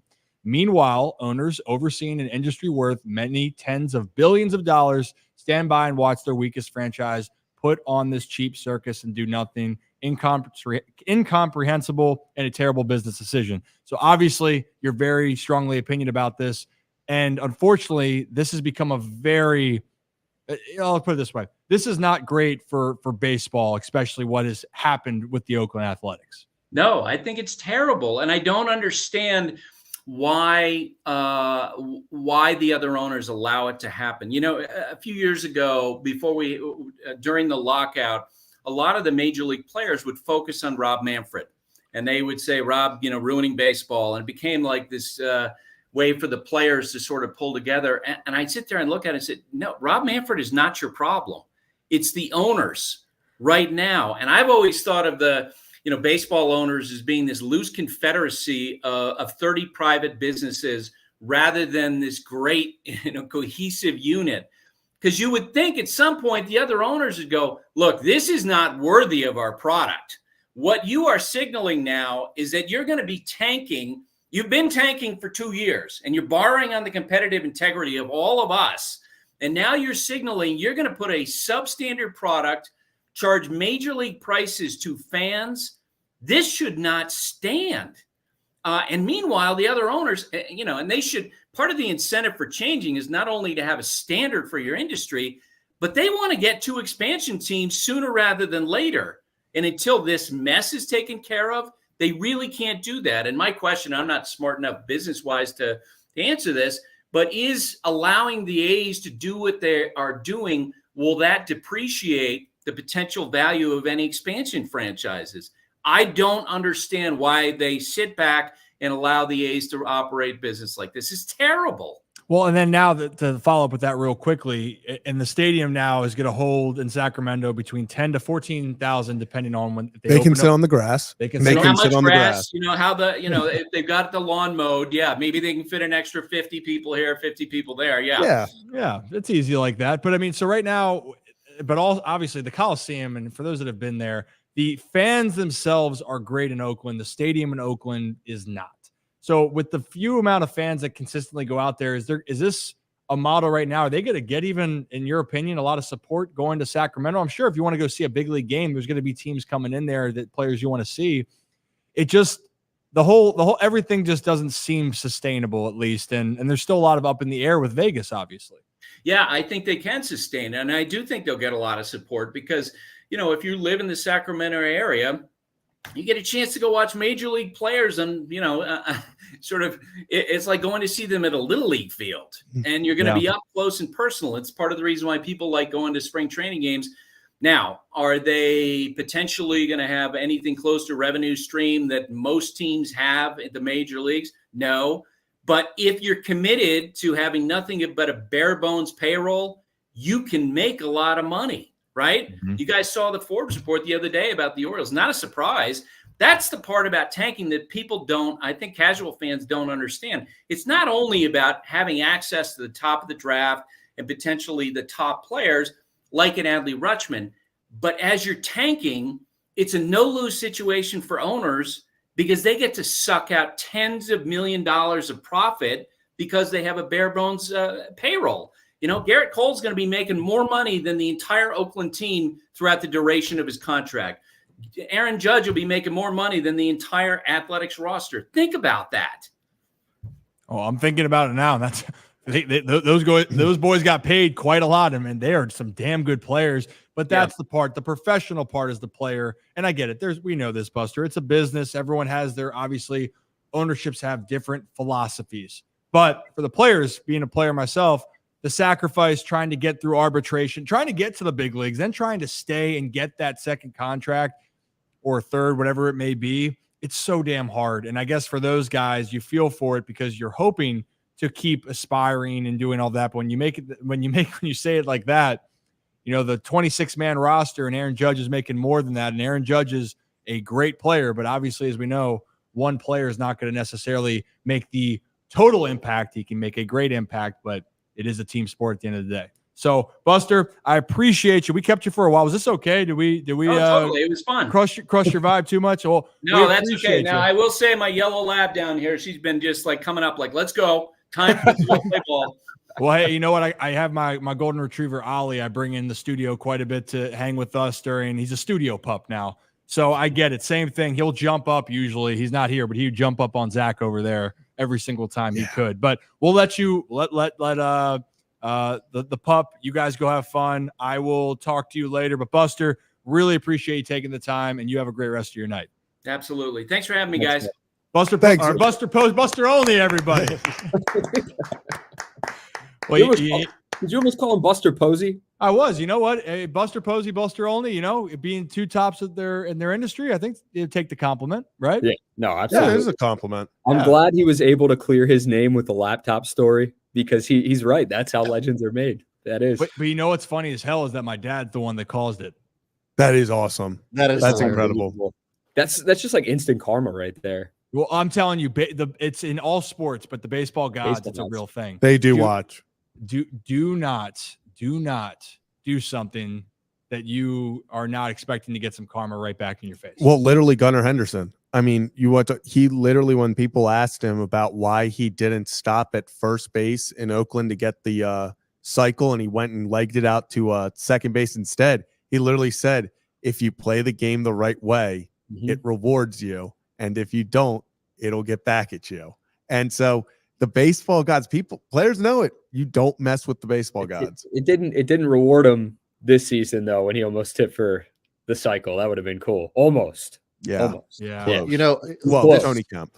Maybe soon. This is probably one of the most fun interviews I think I've ever been a part of. He was and awesome. I wasn't even in it. I was cutting clips and doing all the things and like moving everybody around. But like it was just, we've had some really great guests. Buster was awesome. I loved his answers. He was great. We can't wait to have him back.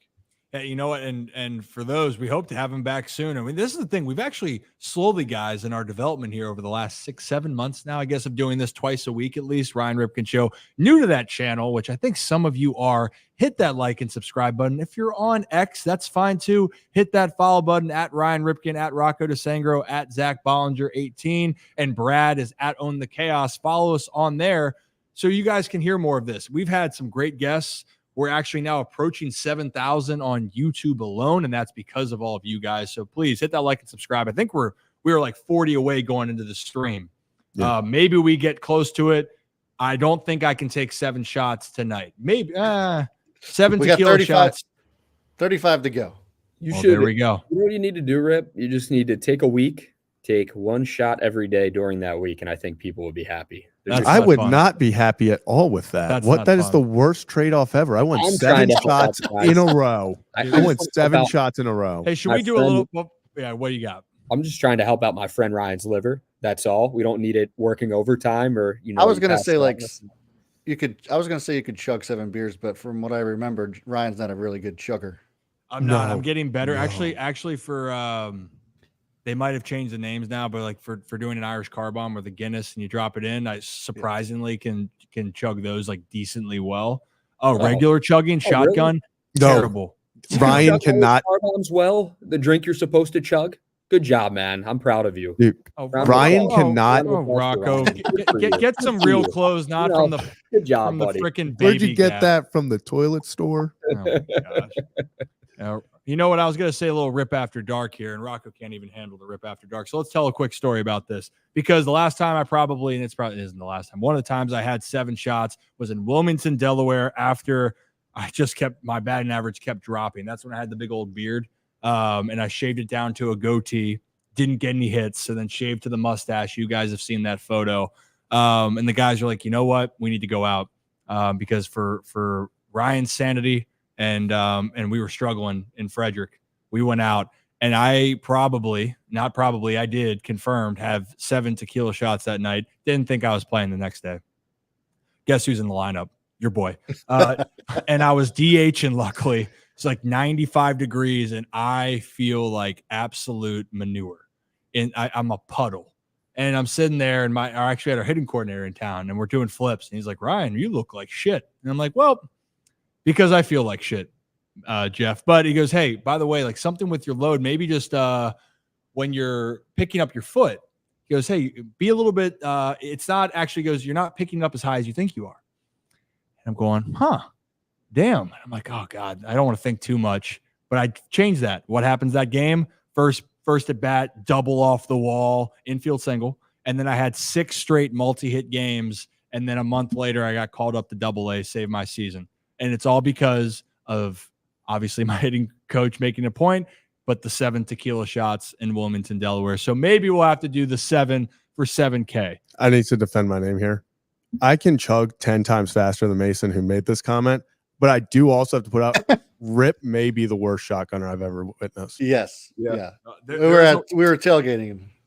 There is a worse one. There is a worse one, and I'll be fair to him. It's I won't say his name, but there's a worse one.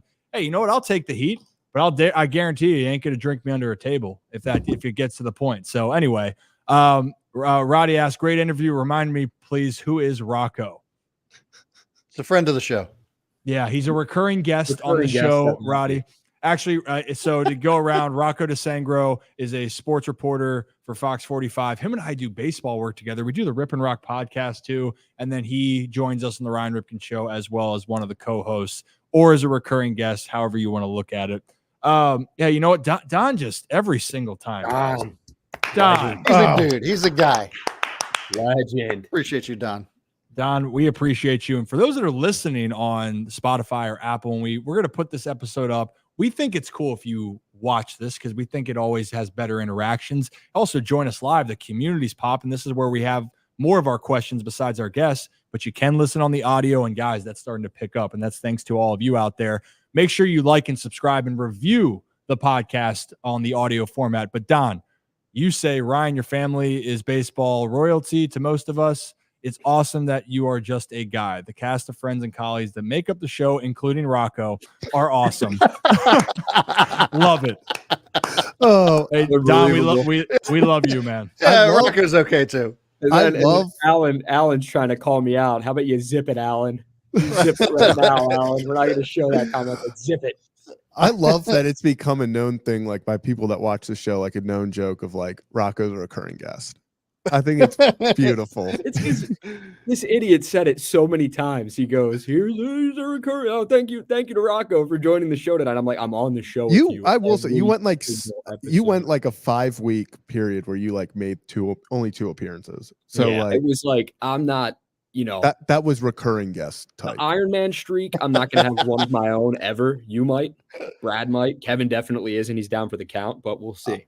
I actually, it does suck because the only one Brad missed was when we actually had to make it early. Yeah, So, he got screwed over. It wasn't even his fault. Yeah. We can put I know. can we put like an asterisk on that? And Yeah, I that know shouldn't count. technically, but I think I'm up to, if you include like specials, I'm like 55 in a row because I started guarantee 17.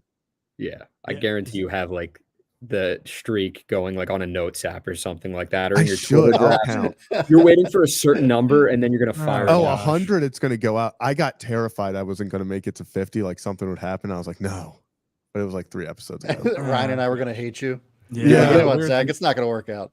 I'm We definitely. I'm thought about it. dude. Oh my god, I'm gonna like puncture your tires, so you're just like not able to make it. I'm gonna see like what you end up doing. It's either Join gonna be virtually? you maneuvering or you like sprinting to the studio last. Or night. I would join virtually. I'm gonna break your laptop too. Okay, Cal. Oh, yeah. Ryan and I have weekly performance reports on all of you. Mm-hmm. Yeah. Noted. And so, Rocco, we're going to have to put you on a PIP very soon. What? What's my weekly performance report? Now Well, listen, you at have least- you got one attendance support. issues. You got one support Yes. right there. Kelly, thank you so much. You are the best. That probably is the No. support that means the most, you know? That's a good support to that have. means a lot. That means a lot. It really does. Mom, we're not giving out charity here. That's very Yeah, kind of what are you doing? Yes, That's we not. are. That's Yes, we not. are. That's. Oh gosh. Rock is a good kid, but hey, if you're new to the channel, hit that like and subscribe button. We do this every Mondays and Thursdays, and we sprinkle in on Sundays and breaking walk-off games like we did last night with the Orioles winning. And by the way, we got to shout out Birdland Sports and Entertainment too. Oh, Gosh. you're the man. We appreciate it. We appreciate it. And Birdland Sports and Entertainment, and it's flattering. We're McAfee's in his own lane. You're saying the Ryan Ripken show is better than Pat McAfee show. We appreciate it. They do a great job. They've been an inspiration. But the biggest thing is we're just trying to build a community. We're trying to build something that people want to come back and listen to and mess around. And even though we're doing the Ryan Ripken show, we're going to keep bringing different layers because I think people are starting to figure out like they might like us as people. Maybe they like our sports takes. That's irrelevant, I guess. But I think we're figuring out that we value this community and this is what makes it drive. And this is why we continue to grow the way that we have. Except Joe. Hey, good for this guy. Hey, Bear Arms is coming to the show today, and he's leaving. Hopefully, a happy guy. So, hey, get it, bro. You get it. Oh gosh. All right. Well, hey, Joe. That's what we love to hear. Oh, yeah, Joe's Rocco gone. Band. Oh, no, Way to go, no. my man. Okay, why don't we get back into a little bit of talk here? The Orioles, obviously, they won the series against the Royals. That was neat. That was great. They are now 4-2. The world is not ending. We talked about a lot of things yesterday about this Orioles series and battling through. We understand the bats didn't wake up, but they woke up enough to steal game 3. They woke up enough for the Westy walk-off to steal game 1. So they're still doing things right. Corbin Burns is still being able to put himself out there. So there's a lot of things to be happy with. And, that's just the Oriole magic working for you guys. That's, that is the point.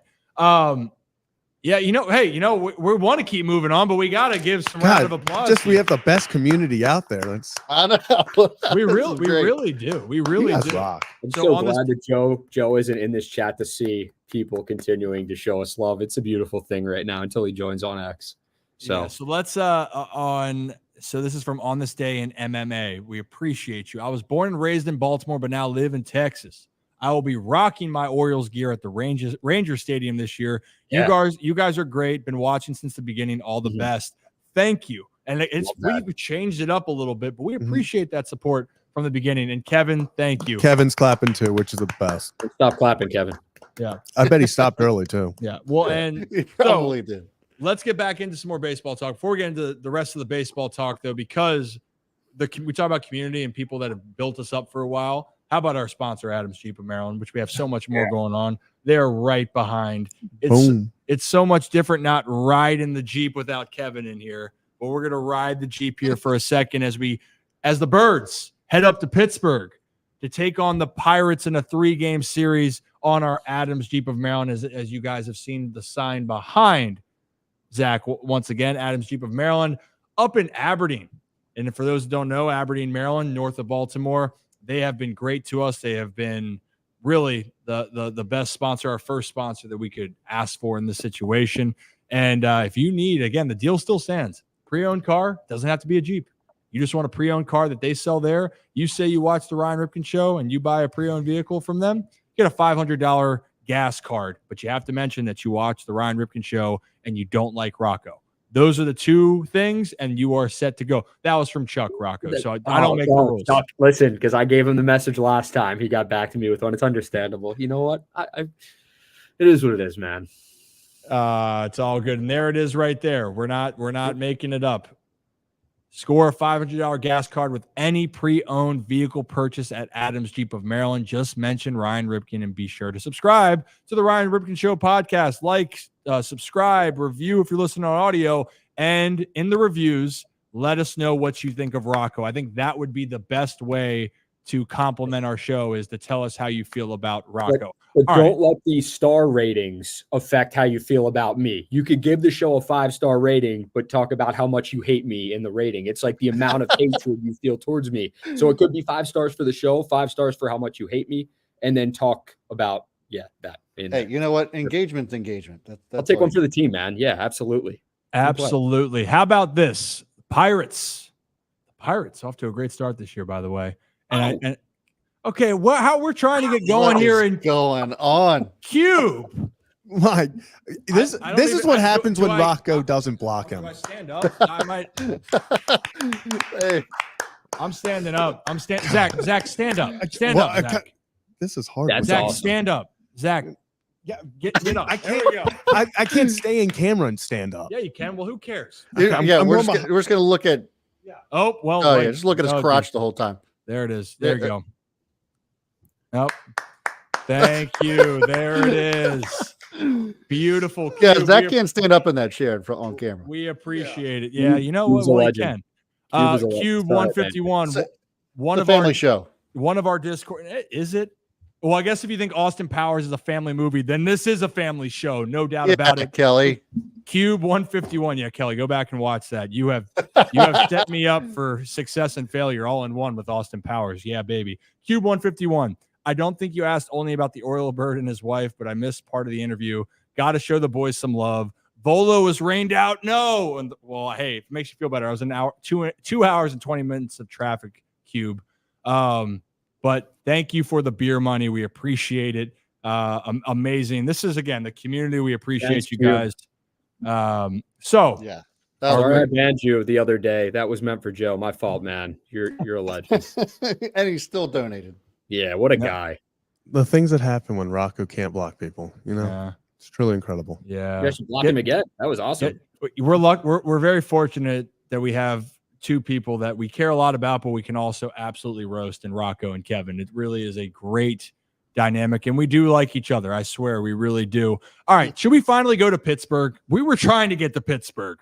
The Pirates are off to a great start so far this season. They welcome the Baltimore Orioles, and a lot of people are thinking this might be the year for the Pirates. This might be the year that the Pirates are finally able to break through. They are 5-1, welcoming the 4-2 Baltimore Orioles to PNC Park. Guys, one of the most beautiful ballparks out there, by the way.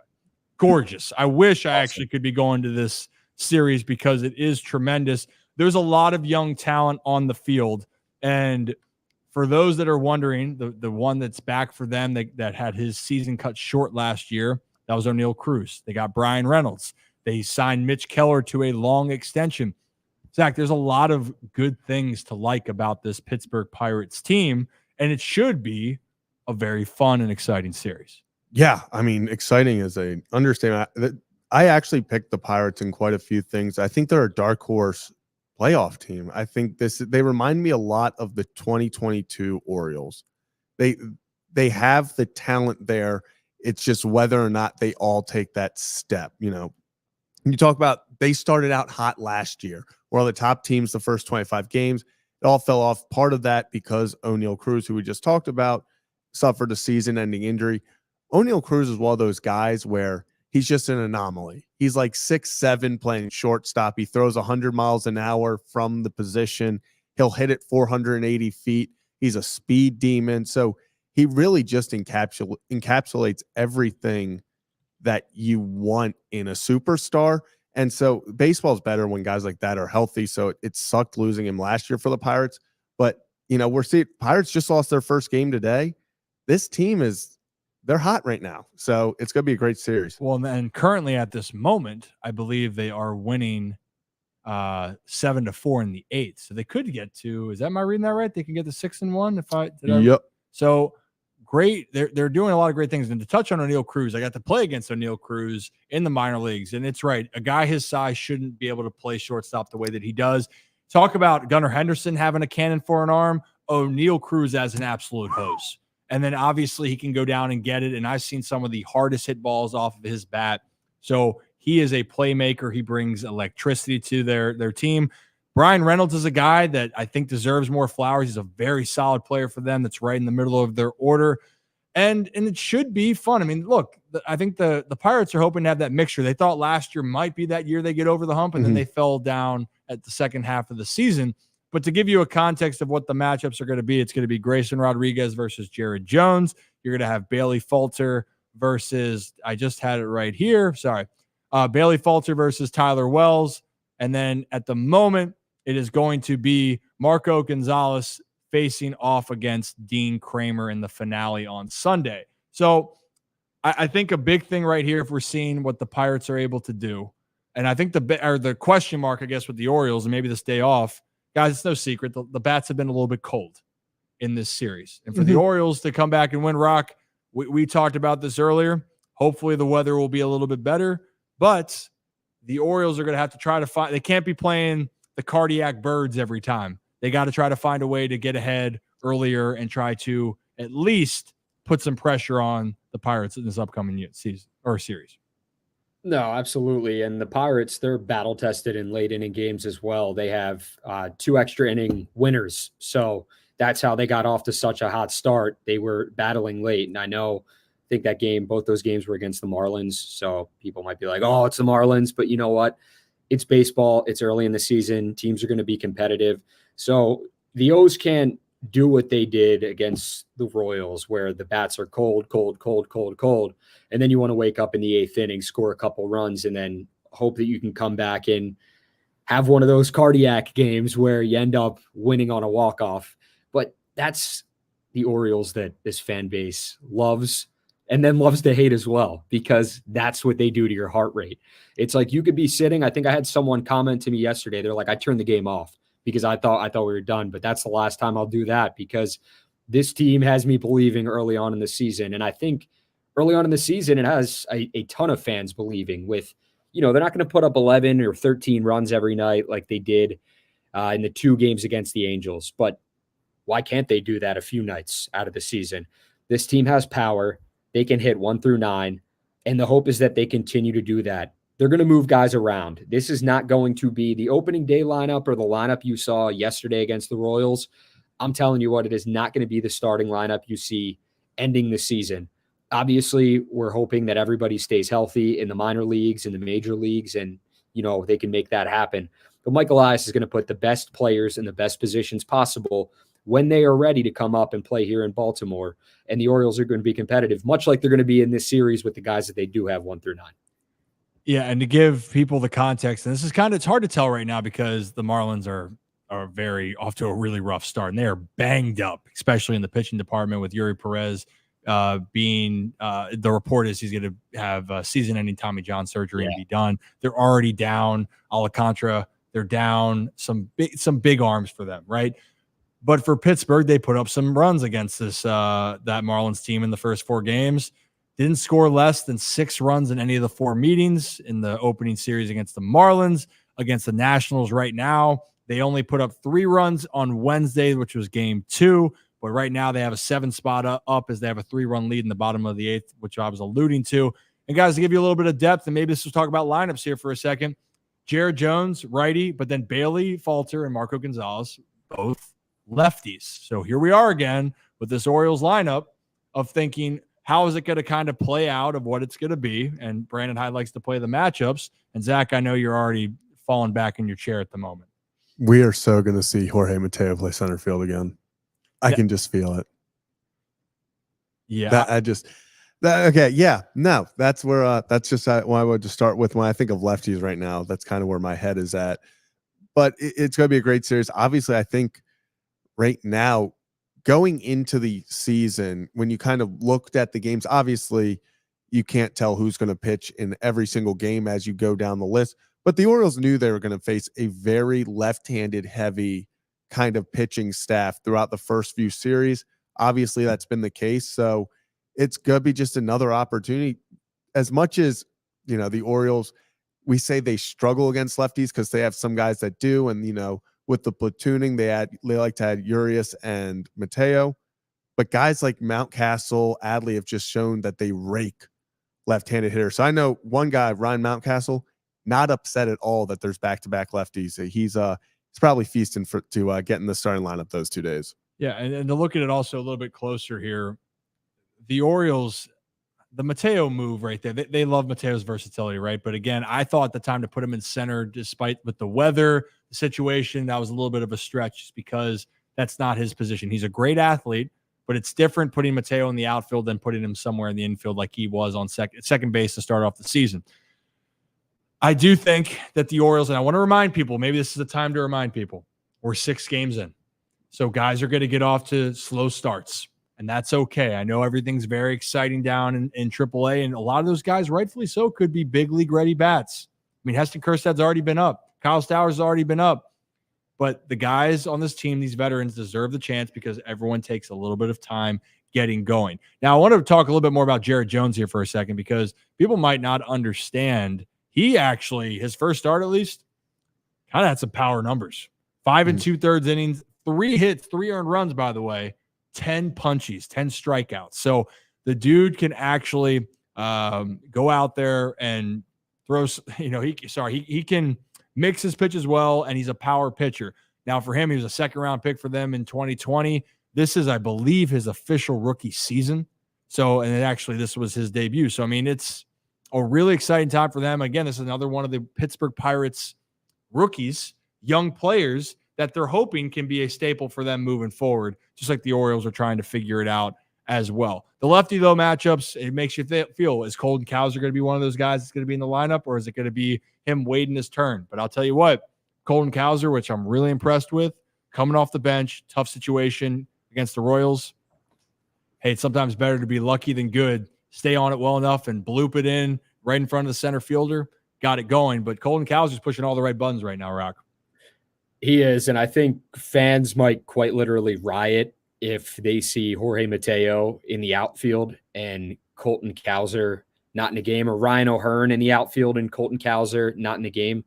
I hope that doesn't happen down the line. Like, I hope that they're smart with these lineups, which they're all going to be calculated. Listen, I'm not a manager. You're not a manager. You played the game at the highest level, so you have the manager's hat on, basically. But I just didn't understand because I saw a comment that was like, I think the Mateo experience or experiment, it's over in my opinion.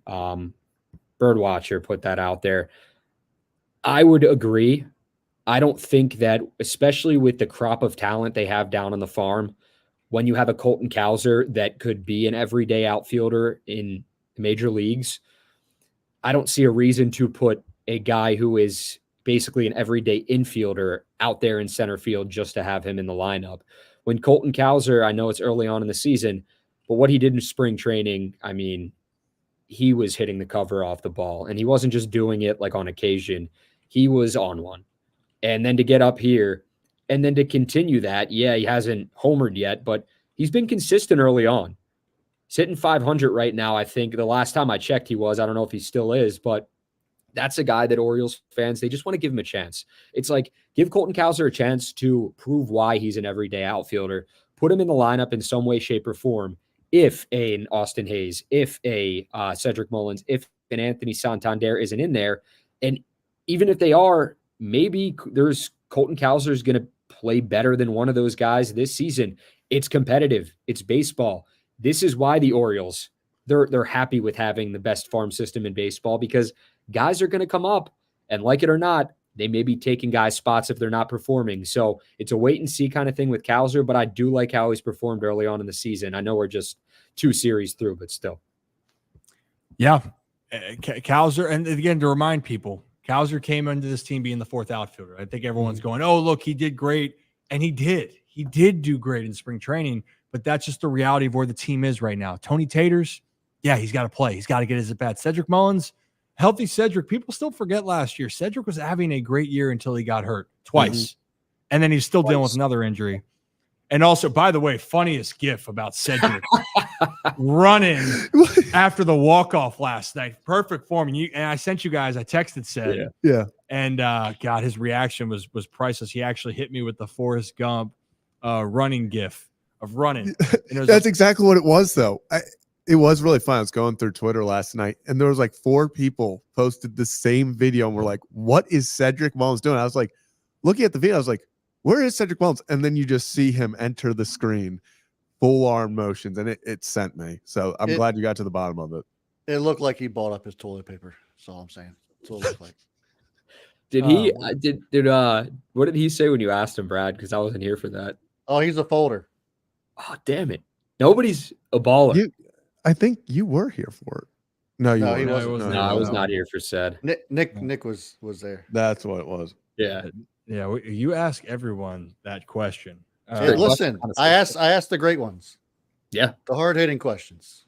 Yeah. Zach asked about hair. Brad asked about toilet paper. It's like I gotta say, Cedric was like very responsive to that question because he's like he wanted to know what everybody else's answers were. And then he was like, thank you. Like somebody must have asked him that question before because someone must have given him a wrong answer to it before because he was very defensive. It's cool. He's so cool, calm, and collected. Like he really when is you see him on TV, and he's just got that. It seems like he's got one emotion, but watching that and seeing how you guys interacted with him, and then us going down to Sarasota, getting to interact with him a little bit as well. He's got a great personality. There were no doubts about that before, but when you watch TV, you see one thing with a lot of these guys, and then when they're behind the scenes, when they're doing stuff like this, you really get to see who they are, and it's pretty cool. Yeah, Cedric's awesome. Yeah, you know what? When he sent me with the gift too about the Forrest Gump, run, Cedric, run. He's a good kid, man. And honestly, that jump he had at second base, if you guys go back and watch that video, and maybe I'll play that for the breakdown for tomorrow, because this has been a great pod. I was going to do a breakdown, but we're approaching 2 hours. I don't want to hold anybody else up because that's just the way it is, and we want to kind of close it down here. But Cedric got a tremendous jump at second base, and that put even more pressure. They would have to be absolutely perfect on a wet day. Ball's wet. You got to make a perfect throw, and you ain't going to catch Cedric Mullins regardless of the situation right there. Orioles walk it off. But I will explain with James McCann upcoming why he is just so damn good and why he should not be looked at as a backup catcher, because he's not. He might have the title of not being the Adley Rutschman that you are the starter, quote unquote, but he is not a backup bench catcher. He's a guy that can go and be a starter for any other, well, I shouldn't say any other team, but for most big league teams, he is that valuable. And that's the guy I was referring to down in spring training. You ask all the players that would say, hey, who looks good? Who's influential for you? James McCann. Yep. I wasn't lying. Zach, I know I disappointed Zach initially, but Zach's super excited with that answer now. Yeah, well, at the moment, Rip comes back and he's like, yeah, man, there's this guy that everyone he's just killing the ball. Everyone's hyped for it. And I'm like, okay, here we go. He's going to say like Jackson, like Heston, so like one of the young up and coming guys. He's like, James McCann. And I'm like, okay, not really who I was expecting you to say, but I was like, all right, that's cool. That's awesome. I'm glad. And I'm glad it's working. Hey, won it for us. So that's all. That's a perfect reaction, bro. I do want to say, before we get out of here, Jordan Westbrook needs to continue to play every single day. That's just there's my statement. Even against lefties, everything. That's why I'm not upset about there being a bunch of lefties. Just continue to have Jordan Westbrook in that lineup every single day. You want him at third or second, or does it not matter until, like, obviously when Jackson Holiday comes up, he's going to be at second baseman, but it doesn't matter where you put him. Get them both. Just get him in the lineup. We've seen him. He's even DH so far this year, correct? Yes, he has. Get him in the lineup. Yeah, the answer is yes, Rocco. Where should he play, third or second? The answer is yes. And that's what he says too when they ask him, do you want to play third? Do you want to play second? He just goes, yes. Because it doesn't matter where you put him. He's going to show up. He's going to get in the batter's box, and that kid's going to produce. So should I know we're going to get off this, but I'm either going to break down this right after we're done here and we can put it out there for the premiere for everyone, or I can do it tomorrow before I got to go and do some other things. Thoughts, guys, in here? Concerns? On Westberg? Or no, just about the situation about James McCann, why the Orioles can be tough to put away. I mean, you're already in studio. You might as well do it. In this economy, should I do it? Might as well. Should I do it? Okay. If you want to win, if it's, I was trying to think about, it's a hit a day keeps a slump away. A win a day. Westy's in the lineup every day, but I couldn't find the word on words. It was horseshit. It was terrible, but that's okay. That's okay. As Austin Powers would say, all vibes are good because he's shagadelic. He's switched on. Guys, if you are, Brad, don't shake your head. Just because a lot of people say holy shirts. You've been doing really good about I don't care. You've been people love really good. People love the corny shit. Holy shirts and pants. They like it. They embrace it. Okay. Well, guys, I'm sorry I'm yelling. I'm not yelling at you guys. I'm yelling at Brad. But if you guys are new to the channel, hit that like and subscribe button. We would appreciate that. If you are on X, hit that follow button. I'm at Ryan Ripken. That's at Rocco DeSangro up there. You got at Own the Chaos for Brad and at Zach Bollinger 18 right there. And Kevin is at Chaos Striker 34, or he's known as Locked On Ravens, or Kevin Automata Oyster Striker. This might be it. If you got a West, you are the best. Oh, we're getting there. Ooh. Zach, I can get with that. If he has another walk-off this season, you should, and I know you're comfortable with doing this, you should just go like full-on mustache like he is. Oh, Did you see Bradish's, by the way? Bradish's. Oh my God. Beautiful. I thought that was fake. He has a legit squirrel on his upper lip, and it is fantastic. Look, you got to ask him about that, man. Should we just, I'll ask him and we should just get him back on to talk about it. We should get him back on with that mustache. That has to happen. Yeah, if he comes back on, we need the mustache.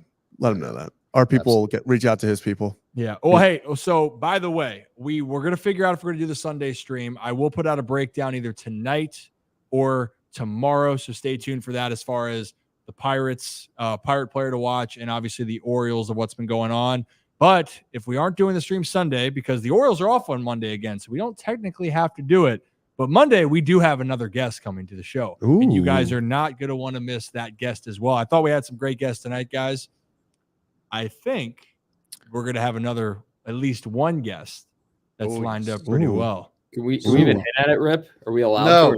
No, do not ruin it. I'm not going to ruin it. I was just going to hint. Well, I might ruin it. You got you just got let it be breaking news. Let it be breaking news. Shock and all. Let it be breaking news. Yeah. I don't know how to do that. I know. All right. Well, guys, let's get on out of here. Again, hit that like and subscribe button on the way out. And as always, time to cue the music.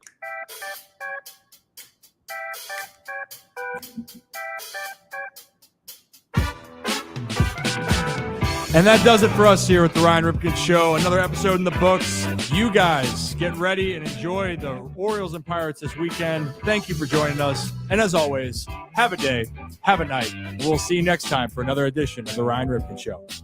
Peace.